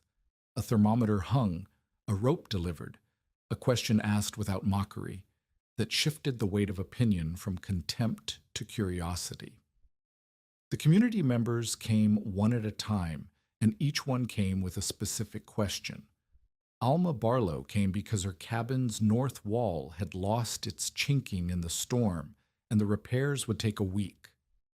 She needed a place for Will to sleep where the temperature would not drop below freezing at night. She did not ask with words. She stood at the hatch with Will's hand in hers and looked at Tamsin and waited. Tamsin brought them down. She put Will on the sleeping shelf with the quilts and showed Alma the drain, the candle, the thread that marked the airflow. Alma touched the wall with her palm and felt the temperature that her cabin could not match. "How much heat does this hold?" Alma asked.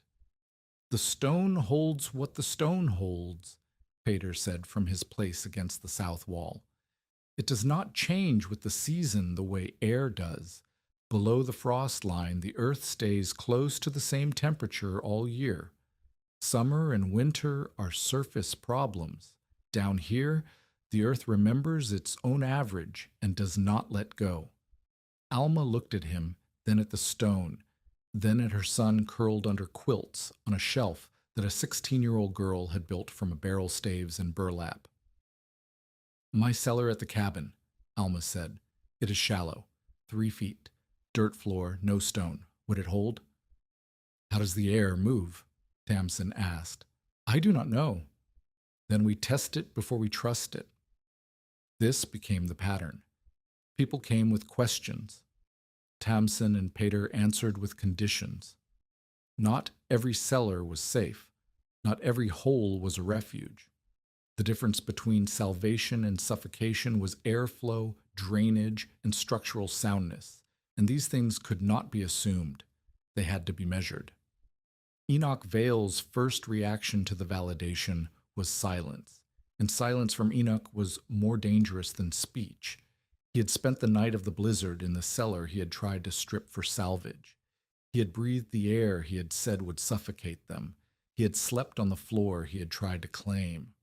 The morning after, he had climbed out without a word and walked to his wagon and driven north toward Rapid City with a load of scrap iron that rattled in the cold. He did not return for 10 days. When he did, he brought something new. A deputy from the nearest jurisdiction point, a man named Federley who had the weary face and ink-stained fingers of someone who processed claims for a living and wished he did not. Enoch's new strategy was not ridicule, it was law. He had filed an informal salvage notice on the burned saloon lot, claiming the structure as abandoned commercial property and Tamsin as a squatter. The claim was built on plausible ground. The saloon had burned, the owner had left, no one held a deed, and salvage custom on the frontier gave first claimant rights to whoever worked the site. Enoch had been stripping the lot since August. Tamsin had arrived in January.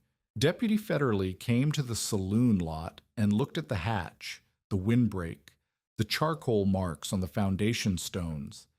He looked at Tamsin, who was 16 and owned nothing that could be entered in a ledger. "The claim has standing," Federley told her.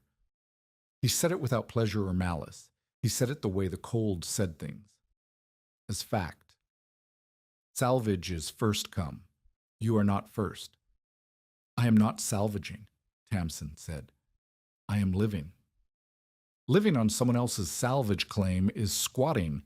If Mr. Vale wants the lot cleared, I cannot stop him." Rusk was there. He had come when he saw the deputy's horse. He stood with his arms folded and listened with the rigid patience of a man hearing something that offended him, but that he could not argue with on its terms. "That cellar kept 14 people alive 3 nights ago," Rusk said. "That cellar is on a lot Mr. Vale claims by salvage right," Federley said. "I do not make the custom. I just write it down." Federley left. Enoch stayed. He stood at the lot's edge with his hands in his pockets and looked at Tamsin with the satisfied calm of a man who has found the right tool for the right job. "You can keep the whole," Enoch said, "as long as you pay rent on the lot." "Rent for a burned ruin?" "Rent for the land under it, $2 a week." $2 a week. Tamsin had 11 cents. $2 a week was a wage she could not earn for a space she had built on land nobody had wanted until she proved it was worth having. This was not cruelty. This was commerce. Enoch did not need to be cruel. He needed to own things, and owning things in a place where law was thin required only that someone with ink and a ledger wrote your name before they wrote anyone else's. Tamsin said nothing. She looked at the hatch, at the iron ring that was now polished smooth from her grip, at the foundation stones that held the warmth the sky could not. Then she climbed down and closed the hatch behind her. Pater found her in the cellar that evening, sitting on the sleeping shelf with the candle burning low and the thread at the crawl opening streaming steadily inward. "He cannot take what the town needs," Pater said. "He can if the deputy says he can." "The deputy writes claims. The town decides what matters." Pater sat down on the stone floor with a grunt, his back against the wall, his damaged lung rattling with each breath. In Lead, when the companies tried to close a shaft that the miners used as an emergency exit, the town refused. Not through law, through standing. Enough people said the shaft stays open, and the shaft stayed open. Galena Spur is not Lead. There are 8 people here. 14 survived the storm in this cellar. Not all of them live here, but all of them know what this place did. That is standing. Tamsin looked at him. The lantern light caught the deep lines in his face, the gray in his beard, the way his shoulders had narrowed since he arrived, his body consuming itself to feed his breathing. You are getting worse, she said. I'm getting older. Worse is what older looks like when your lungs are full of lead dust. You need to go south. I will go south, not today. He coughed, a short, controlled cough, the kind of cough a man produces when he is managing the longer cough behind it. I want to see the lower passage first. I want to know what is breathing down there. They mapped the lower passage 3 days later. Tamsin went first, with the rope tied to the ladder base feeding out behind her.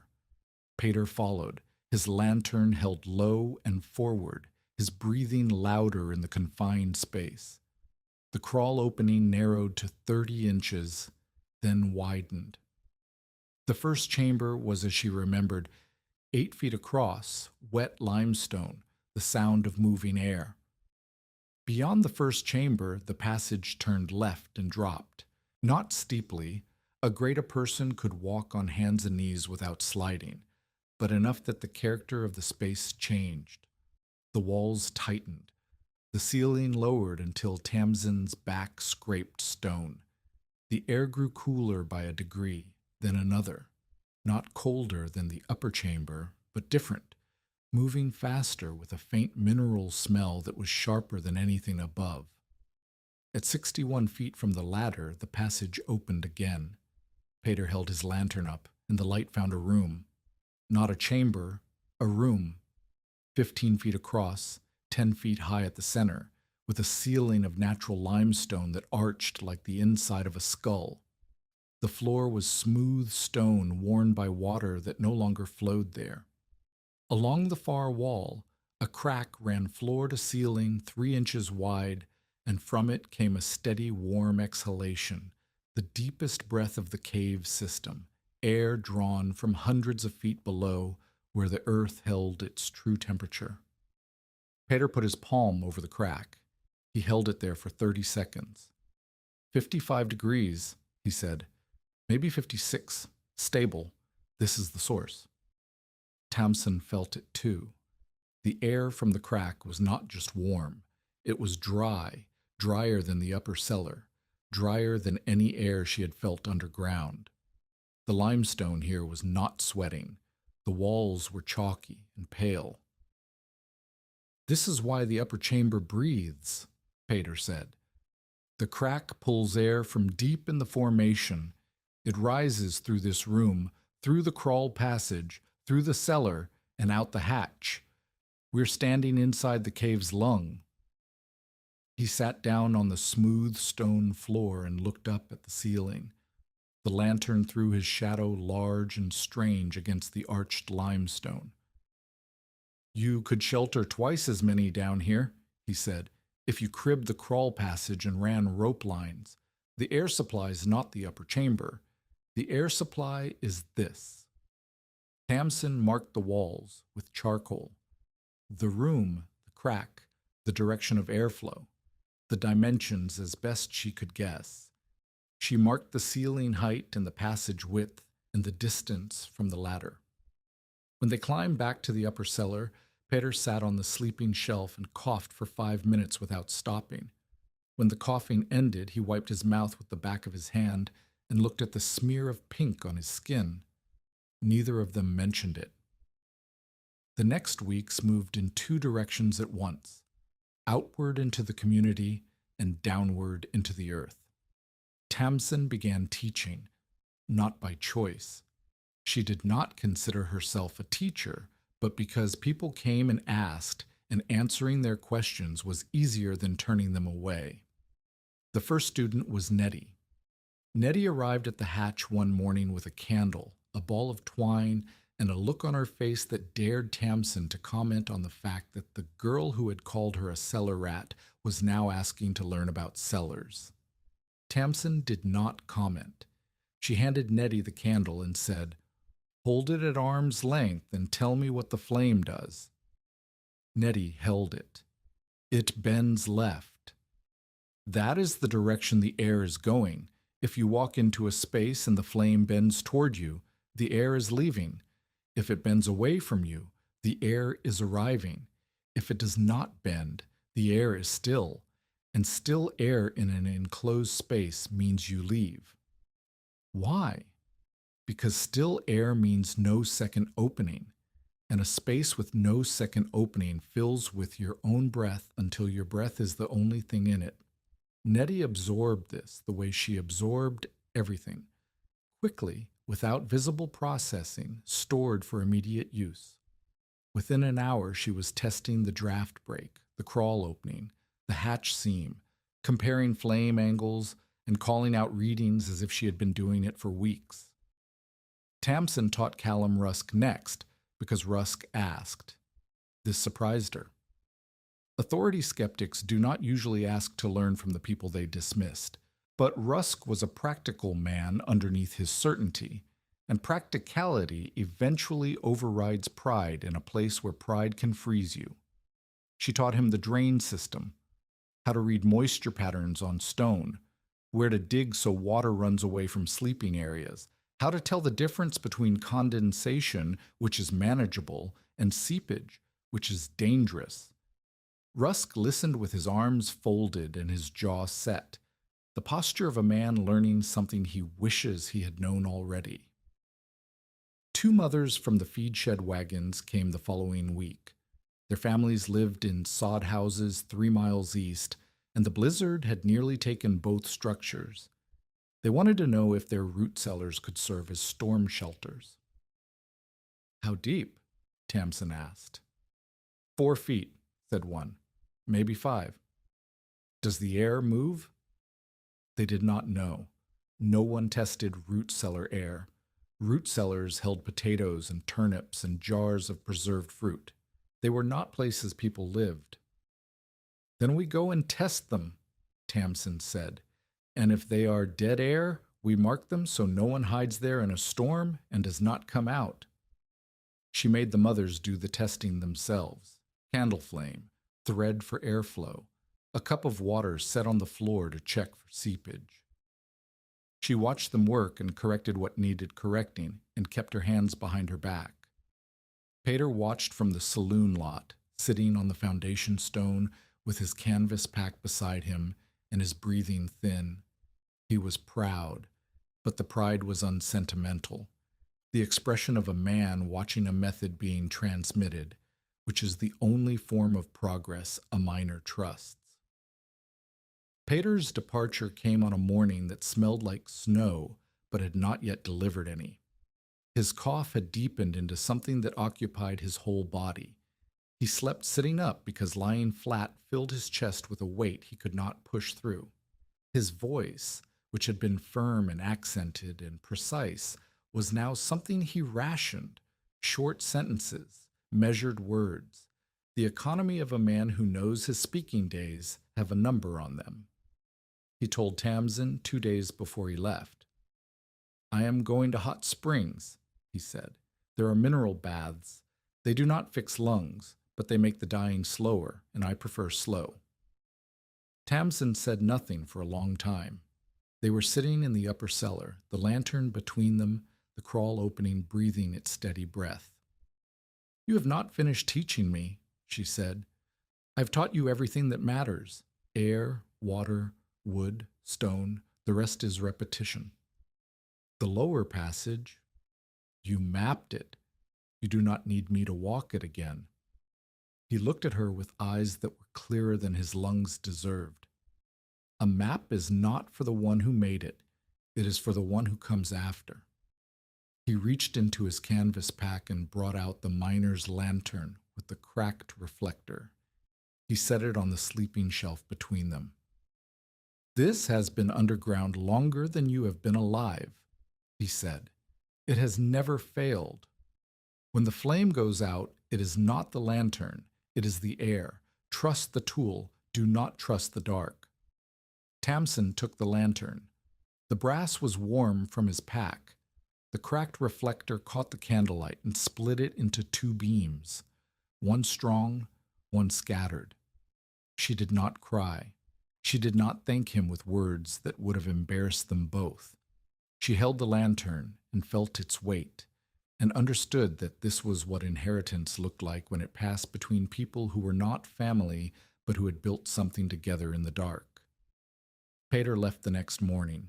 He walked south with his canvas pack and his hatchet and his thin breath, and Tamsin stood at the hatch and watched him until the limp carried him past the edge of the camp and out of sight.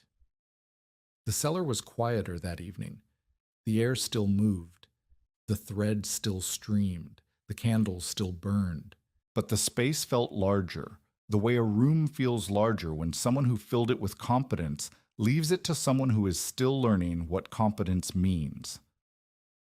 She sat on the sleeping shelf and held the miner's lantern in her lap and listened to the cave breathe without the accompaniment of Peter's rattling chest. Something had shifted, not in the stone, in her. She was no longer the girl who had crawled into a hole to escape the cold.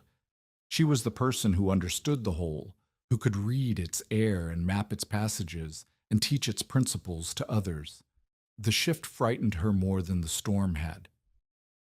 If this story reminds you that the knowledge we share is worth more than the knowledge we keep, share it with someone who needs to hear it. Because what Tamsin builds next goes beyond one cellar and one storm. The secondary crisis came in the first week of March, and it came from below. Spring thaw arrived early that year, as it sometimes did on the prairie edge of the Black Hills, where elevation and aspect created microclimates that could turn winter to mud in 48 hours. The snow did not melt gradually, it collapsed. 3 days of temperatures above freezing and steady sun turned the snowpack into water that ran downhill with the mindless purpose of a thing that knows only one direction. The upper cellar took the first hit. Water seeped through the hatch frame where clay ceiling had cracked during the freeze-thaw cycle, and the drain that Tamsin and Peter had chiseled through limestone could not keep pace. The sleeping shelf stayed dry. It was raised high enough, but the floor pooled to an inch of standing water within a day. Tamsin bailed with a bucket. She resealed the hatch frame with fresh clay.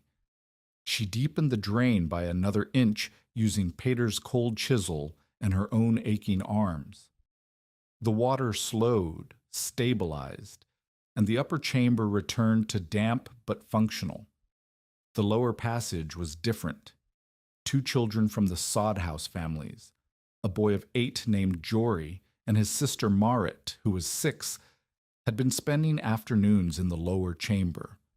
Tamsin had opened it for limited use after the blizzard, with rules: no entry without rope line, no open flame without air testing, no one below 10 years old without an adult within calling distance. The lower chamber had become a storage space for blankets, oats, a few jars of preserved beans, and other supplies that needed protection from the surface cold. Jory and Marit were retrieving blankets when the water came. It did not flood. Flooding implies a rush, a wall, a dramatic event. This was worse. It was seepage, water rising through the floor of the lower chamber, filling the natural basin of the smooth stone room from below, the same way water fills a bowl held under a stream. The crack in the far wall, which had been the source of the cave's deepest, driest air, was now channeling snow melt from somewhere above and behind the limestone formation. Tamsin heard the children before she heard the water. Marit's voice carried up the crawl passage.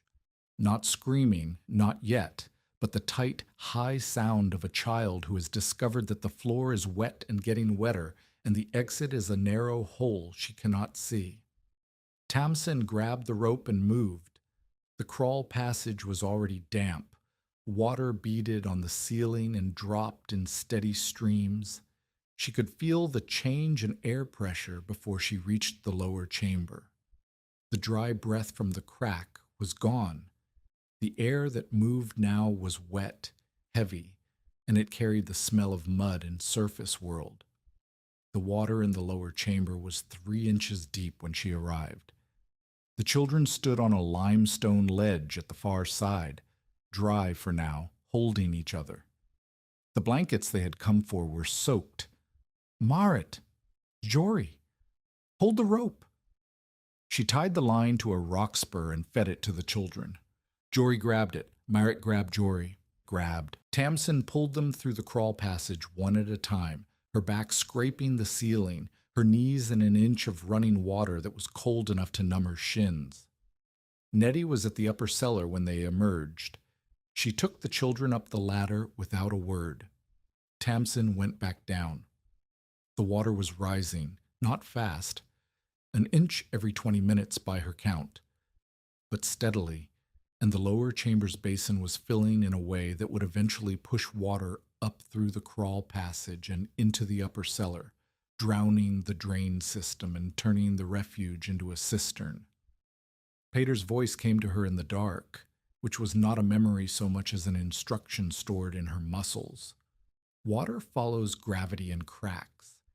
If it pools where you sleep, it will take your heat faster than the air.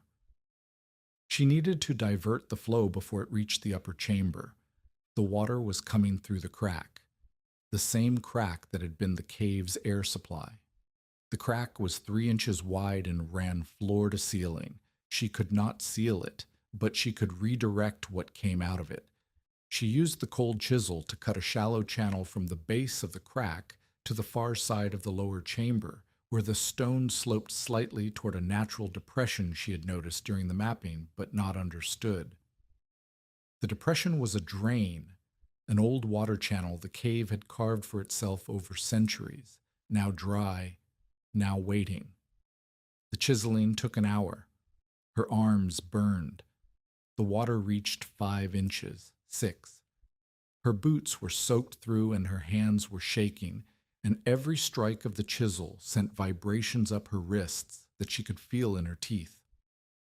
When the channel connected, the water followed it. Not all at once. Some continued to pool, but enough of the flow diverted to the natural depression that the rise stopped. The level held at 6 inches, then slowly began to fall as the depression drained the overflow into whatever deeper passages existed beyond her map. She climbed back to the upper cellar and found Nettie waiting with dry socks and a cup of broth that was more water than meat. "The children are fine," Nettie said. "Jory is angry he dropped the blankets. Merritt wants to know if the cave is broken." "The cave is not broken. The cave is doing what it does. We're the ones who decided to live inside it." Nettie sat down beside her, not across from her, the way she used to sit. The distance of skepticism. Beside her, the proximity of someone who has decided that the person next to them is worth being next to. "You did that without him," Nettie said.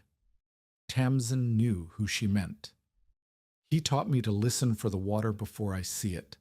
I heard it in the crawl passage. The sound changed. You could have sent someone else down." "There was no one else who knew the passage." Nettie was quiet for a while. Then she said, "Teach me the passage." It was not a question. It was a decision. Nettie Barlow, who had called her the cellar rat, who had brought quilts for the damp, not for you, who had found her brother in a blizzard and held him through the night underground, was now asking to learn the one thing that only Tamsin knew. Tamsin handed her the miner's lantern. "We start with the crawl opening," she said. "Hold the flame at arm's length." Enoch Vale's escalation came the same week, and it came in the dark. Tamsin found the damage on a morning when the air in the upper cellar tasted wrong. Not dangerous. The candles still burned clean, but different. Flatter. Less movement. She checked the hatch, the draft brake, the crawl opening. Everything was intact. Then she checked the second vent. The second vent was new, a pipe made from salvaged stove sections that Tamsin had installed through the Saloon foundation 2 weeks after the blizzard. It ran from the upper cellar through a gap in the foundation stone to the surface, creating a second airway that improved circulation and provided a backup if the hatch iced shut again. Pater had helped design it before he left. The pipe was 5 inches in diameter, capped with a tin cover to keep out rain and snow. The tin cover was gone. In its place, someone had jammed a chunk of scrap iron into the pipe opening, sealing it completely. The iron was wedged tight, not fallen, not blown in by wind, placed, hammered, deliberately. Tamsin pulled the iron out and looked at it. She recognized the shape. It was a hinge, a salvaged hinge from the type that Enoch Vale stripped from burned buildings and sold by the pound in Rapid City. She did not confront Enoch. She told Callum Rusk. Rusk did not ask for proof. He looked at the hinge, looked at Tamsin, and walked to Enoch's wagon camp at the north end of the settlement. What happened between them took 20 minutes, and no one else witnessed it. When Rusk returned, his face was flushed, and his voice was careful in the way that voices become careful when anger is being held on a leash. "He denies it," Rusk said. "He says the wind blew debris into the pipe." "A hinge does not blow into a pipe." "I know that. He knows I know that. But without a witness, a claim is a claim." Rusk paused. "The hinge matches the salvage iron in his wagon. Every piece he pulls has the same corrosion pattern.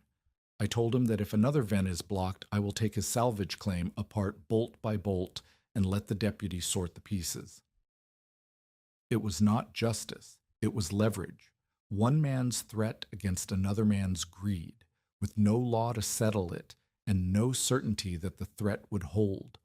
But it was what Rusk had, and it was more than Tamsin had expected from the man who had called her shelter a grave. The vent sabotage had nearly turned the flood dangerous. With only one airway during the spring thaw, the upper cellar's ventilation had slowed enough that water vapor accumulated faster than it cleared. The damp that Nettie had warned about, the chest fever damp, had been building in the stalled air. Another day with the vent sealed, and the children who had spent the afternoon below would have been breathing air that grew wetter and heavier with every hour. Enoch had not meant to hurt children. He had meant to prove the cellar was unsafe.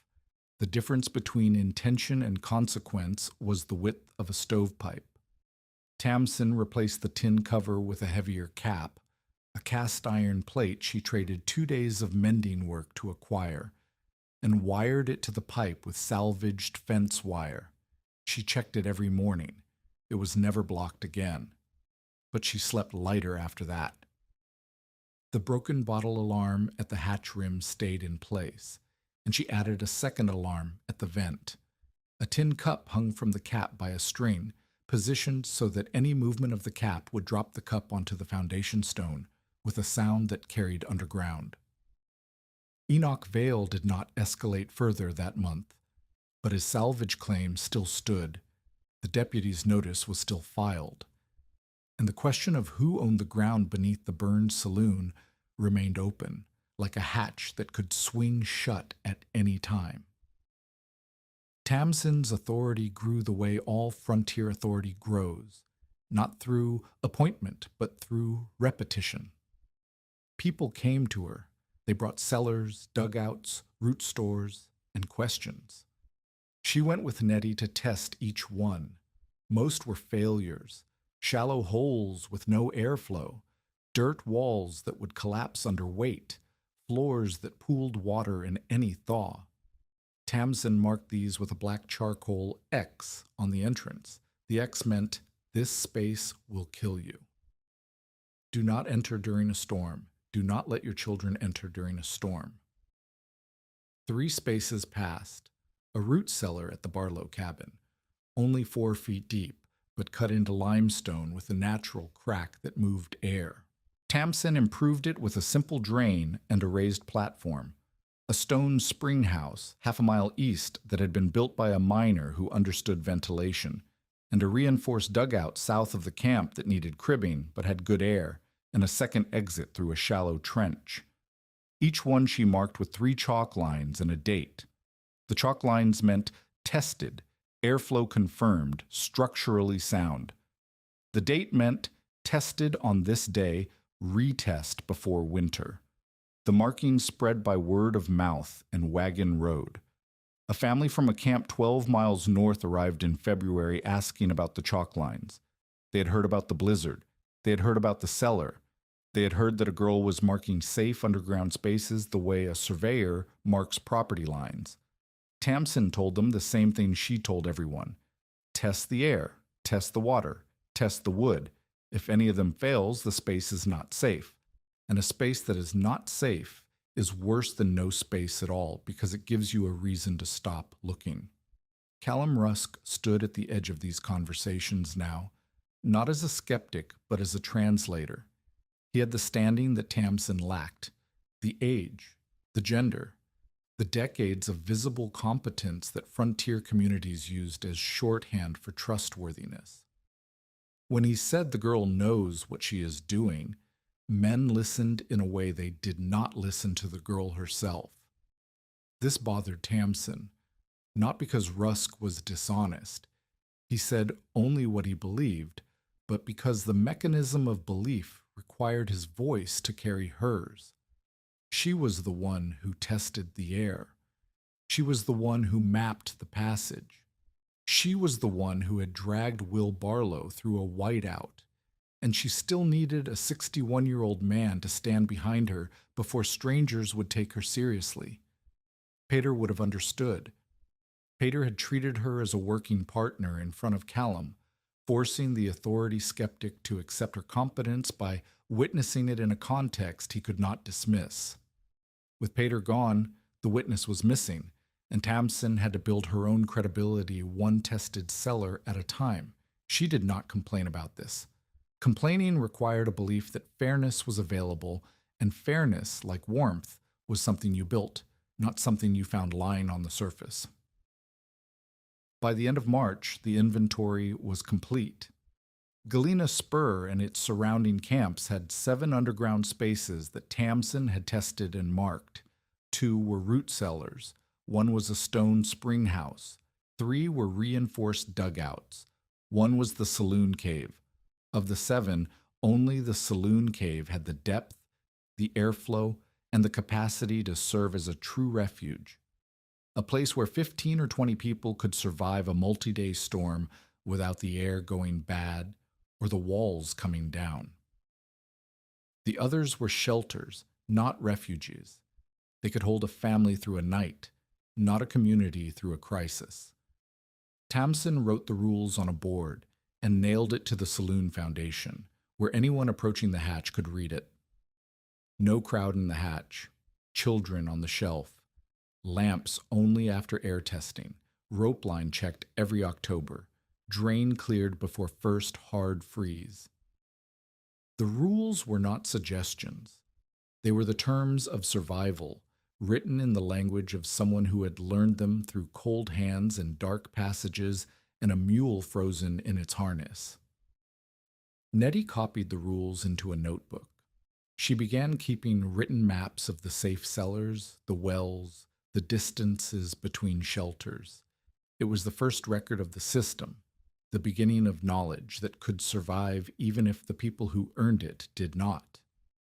The partnership between them was not friendship in the way that word is usually used.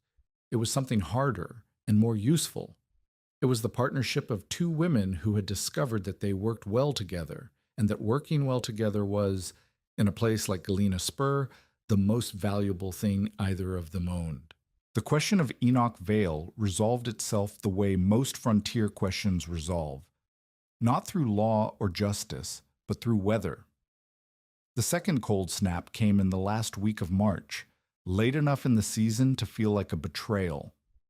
The temperature dropped from above freezing to below 0 in a single afternoon, and a wet snow fell sideways for 2 days, heavy enough to collapse any structure that had been weakened by the thaw. Enoch's shed was one of those structures. He had built it the previous summer from salvaged lumber, the same lumber he stripped from burned lots and abandoned claims. It was adequate in dry cold. It was not adequate when 48 hours of wet snow accumulated on a roof that had been framed with boards meant for walls. The ridge beam cracked at 2 in the morning, and the north half of the roof dropped 3 feet, pushing the wall outward and opening a gap wide enough to let the snow pour in. Enoch made it out. His hired men had already left for Rapid City. His mule was stabled at the feed shed. He stood in the snow in his long underwear and his boots and a coat he had grabbed by instinct, and he looked at his collapsed shed with the expression of a man doing arithmetic that does not balance. He had 3 choices. The feed shed, which was occupied and whose owner did not like him, Alma Barlow's cabin, which was full and whose occupants liked him less, and the cellar.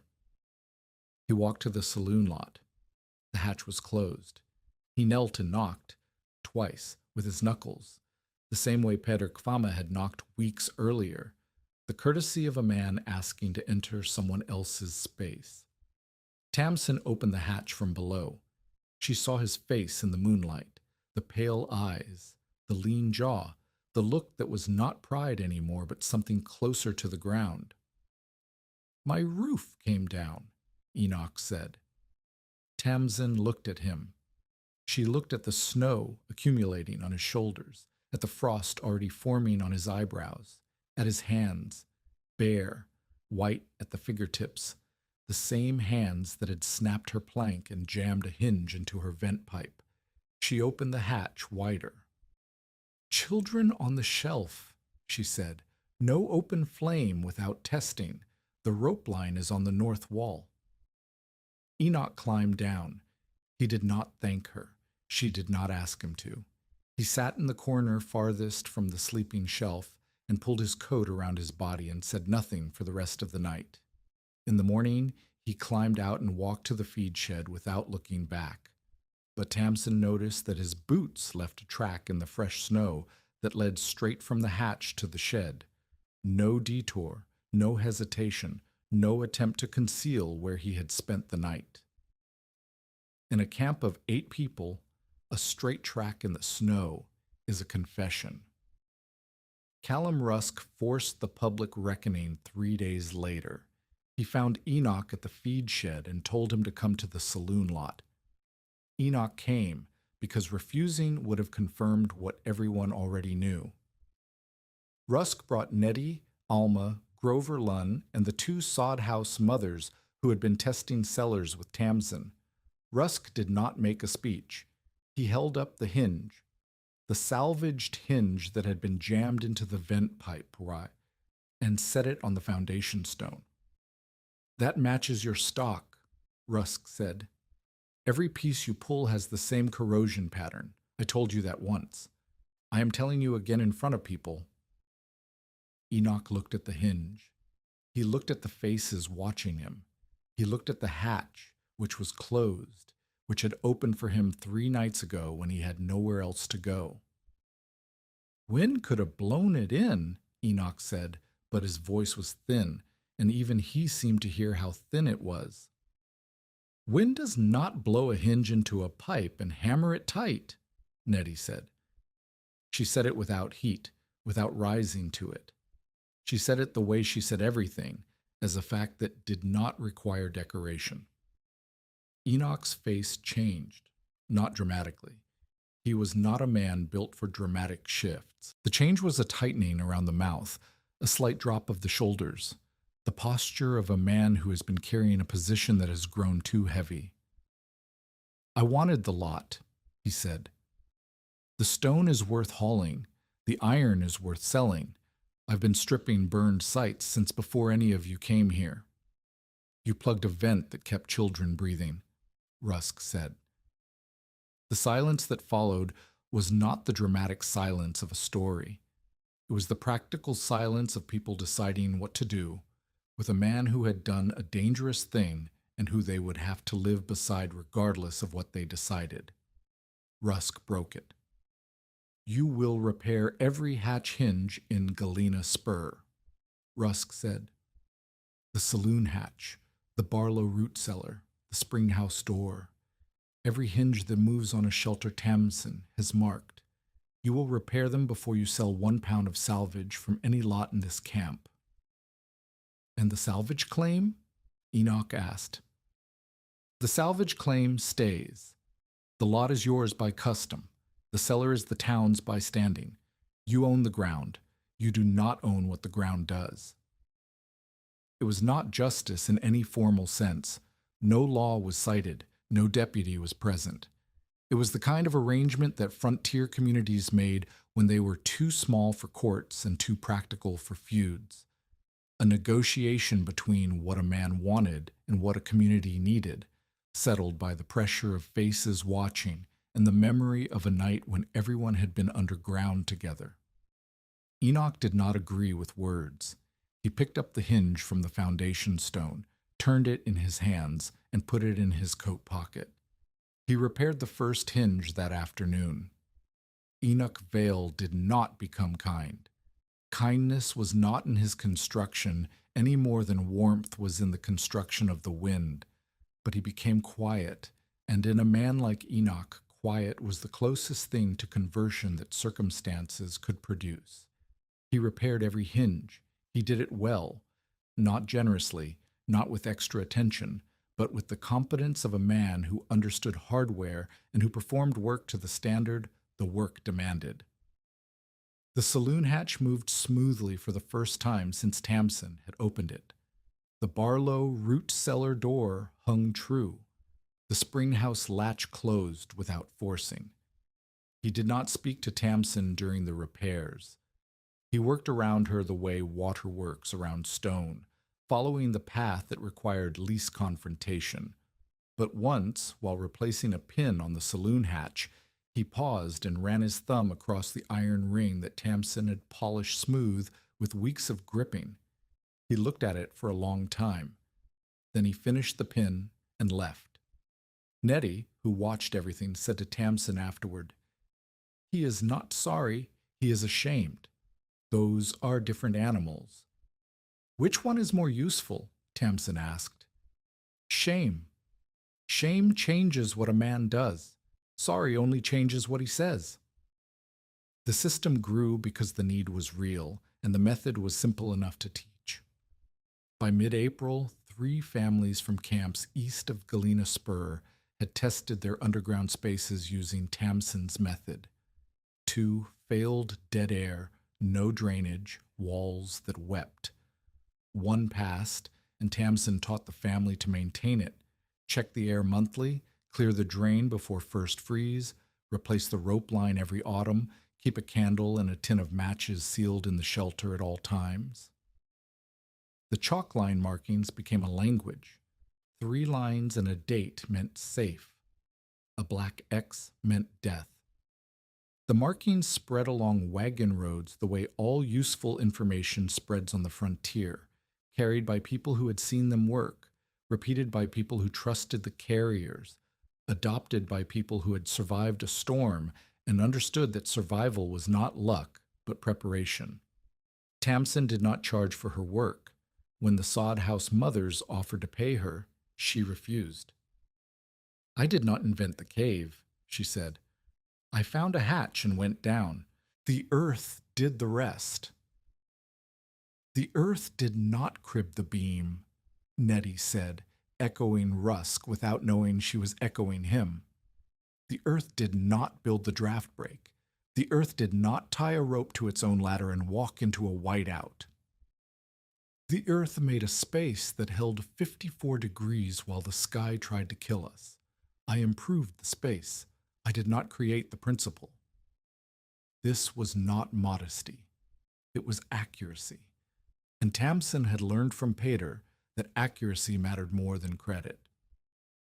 The cave system beneath the saloon was a geological fact, millions of years older than any person standing on it. What Tamsin had done was notice, test, and adapt. These were skills, not miracles. And skills could be taught, which miracles could not. A day in the Galena refuge by late spring looked like this. Morning. Tamsin opened the hatch at first light and checked the vent pipe, the hatch hinges, and the foundation stones for cracks. She held a thread at the hatch seam and read the airflow. Inward meant high pressure outside. Stable weather, safe to travel. Outward meant low pressure.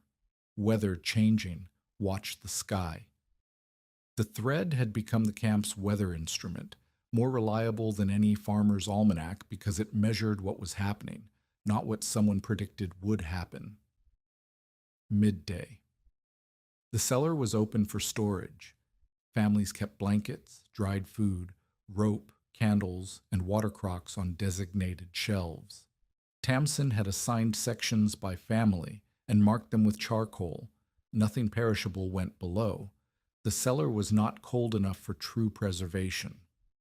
It was a storm shelter, not an ice house. Afternoon. If visitors came from other camps, and they came weekly now, Tamsin walked them through the method: candle for air, thread for flow, cup for seepage, eyes for cribbing. She made them do the work. She did not test their spaces for them. She taught them to test their own. Evening. The hatch was closed. Tamsin descended to the upper chamber, checked the crawl passage drain, checked the lower chamber water level, and recorded the thermometer reading in Nettie's notebook. The notebook now held 3 months of data, a continuous record of cellar temperature, surface temperature, airflow direction, and weather conditions that constituted, without either of them knowing it, a rudimentary climatological data set for a limestone cave system on the prairie edge of the Black Hills. The rules board at the hatch had been repainted once already. The chalk washed off in a rainstorm, and Tamsin replaced it with paint that Grover Lund mixed from lamp black and linseed oil. The rules had not changed. They did not need to change. They were the terms of a relationship between people and stone that required consistency, not innovation. No crowd in the hatch, children on the shelf, lamps only after air testing, rope line checked every October, drain cleared before first hard freeze. In the compressed years that followed, Tamsin Pike built a life that no ledger could easily categorize. She never held a deed. The saloon lot remained Enoch Vale's by salvage claim, and the cave beneath it belonged to the earth.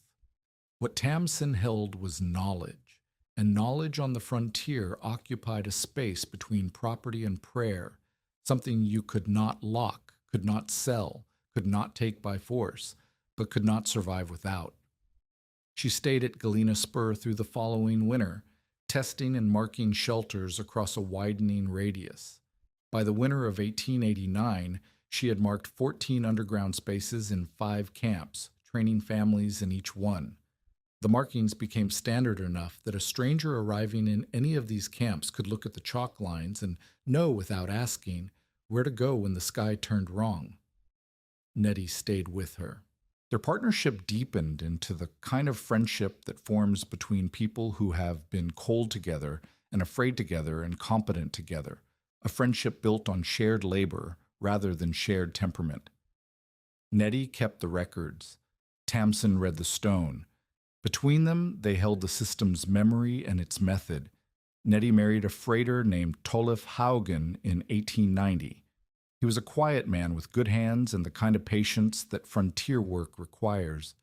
The willingness to do the same task correctly 100 times without expecting the task to become easier. He accepted Nettie's work with the shelters the way he accepted weather, as a condition of the world he lived in, not a choice to be debated. Tamsin did not marry in those early years, not because she refused, but because the pool of men who could see a woman who read caves and marked shelters as a potential wife was small, and the pool of men who could see her as a partner rather than a curiosity was smaller still. She met Arnie Brecka in 1892 when he arrived at Galena Spur looking for someone who could assess a root cellar beneath a homestead he had purchased 12 miles south. He was 30, Norwegian-born like Pater, a carpenter by trade, with forearms roped with muscle, and a habit of measuring door frames with his eyes before walking through them. He did not treat her as a novelty. He treated her as a specialist, the way he would treat a surveyor or well digger or any person who possessed knowledge he needed and did not have. He asked questions, listened to answers, and took notes with a pencil stub on the back of his land patent. Their first meeting lasted 4 hours. He did not leave because the conversation ended. He left because the light failed. Their second meeting was at his root cellar. Tamsin tested the air, checked the drainage, measured the depth, and told him the space was marginal. Good air, poor drainage, adequate depth. She showed him what to fix and how to fix it. He fixed it in a week and invited her back to verify. Their third meeting was the one where the conversation shifted from cellars to everything else. They walked the ridge above his homestead and talked about timber, limestone, weather patterns, the mechanics of wind against a slope, the way cold air pools in valleys and warm air rises, but only if there is somewhere for it to go. Tamsin had not talked about these things with anyone since Pater, and the relief of speaking to someone who heard the content rather than the strangeness of a woman delivering it was physical. A loosening in her chest that she had not realized was tight. They married in 1893. The ceremony was small. Nettie stood beside Tamsin. Callum Rusk, now 67 and slower in his joints, but no less certain in his opinions, gave a short speech that was mostly about the weather and partly about the inadvisability of predicting what people would become based on how they arrived. Arna built them a house on his homestead, a proper house with walls and a roof and a stove and chimney pipe. But beneath the house, connected by a hatch in the kitchen floor, was a cellar cut into limestone with a ventilation pipe, a drain, a raised sleeping shelf, and a rope line leading to a crawl passage that opened onto the hillside. The second exit. Tamsin insisted on the second exit. She insisted on it the way Pater had insisted on testing air, not as preference, but as principle. A space with one exit was a space that could become a trap. A space with two exits was a space that breathed. Their children, 2 daughters and a son, grew up knowing the cellar the way other children knew their yard. They knew the sound the air made when pressure was dropping. They knew how to read a candle flame. They knew that still air was a warning and moving air was a promise. And they knew that the earth beneath their feet held a temperature that the sky above their heads could not touch. Tamsin's later years unfolded on the prairie edge of the Black Hills, with the quiet rhythm of a life that had found its work. She was never rich. The ledgers of respectable Rapid City would not have recognized her name. She held no office, filed no patent, published no article, left no archive that a historian could index. What she left was chalk on stone. 3 lines and a date, repeated across dozens of shelters in a network that stretched from the southern Black Hills to the Nebraska line. The markings faded and were redrawn by hands she never met, families who had learned the method from families who had learned it from Tamsin or from Nettie's notebook, a chain of knowledge that moved the way the cave air moved steadily without announcement, following the paths that needed it. Peter Kvamme died in Hot Springs in the autumn of 1890. Tamsin received a letter from a boarding house keeper who had found her name in Peter's effects. The letter said he had been comfortable at the end. It said his lantern had been beside his bed. It said he had asked in his last clear hours whether the cave at Galena Spur still breathed. Tamsin wrote back, "It breathes." She kept the miner's lantern with the cracked reflector on a shelf beside her mother's sewing shears in a wooden box Arnie had made from black walnut. The lantern and the shears sat side by side, the 2 tools that had opened the way down and kept her alive long enough to learn what the down contained. She taught her children, and she taught Nettie's children, and she taught strangers who arrived at her door with questions about underground spaces they did not understand. She taught the same things Pater had taught her, in the same order: air first, water second, wood third, stone last. The stone was the foundation, but the air was the life. Without moving air, stone was just a heavier kind of coffin. Her hardest lesson to teach was the one she repeated most. Not every underground space is safe, and a space that is unsafe is worse than no space at all. People wanted to believe that any cellar would save them. People wanted a simple rule: go below and live. But the rule was not simple. The rule was test, measure, know, and only then trust. The earth would keep its temperature. It would not keep your life unless you understood its terms. Within 3 winters of the blizzard, Galena Spur had 7 marked underground refuges, 2 root cellars, 1 stone spring house, 3 reinforced dugouts, and the Saloon cave. Tamsin's chalk marks spread by wagon road to neighboring camps, carried by the families who had learned to read them and the freighters who had sheltered in the spaces they marked. Not every cellar was safe, and that became her hardest lesson to teach. Harder than cribbing, harder than drainage, harder than reading airflow by candlelight in a passage too narrow to turn around. The point was never to hide underground. The point was to know which underground places breathed, which drained, and which held. Tamsin Pike lived out her adult years on the prairie edge of the Black Hills, never rich, never fully respectable in the way that town ledgers measured respectability, but trusted when the pressure dropped and the wind turned wrong. She kept her mother's sewing shears in a wooden box beside Pater Kvama's miner's lantern, and when her oldest daughter asked why 2 broken tools deserved a place of honor, Tamsin held them up.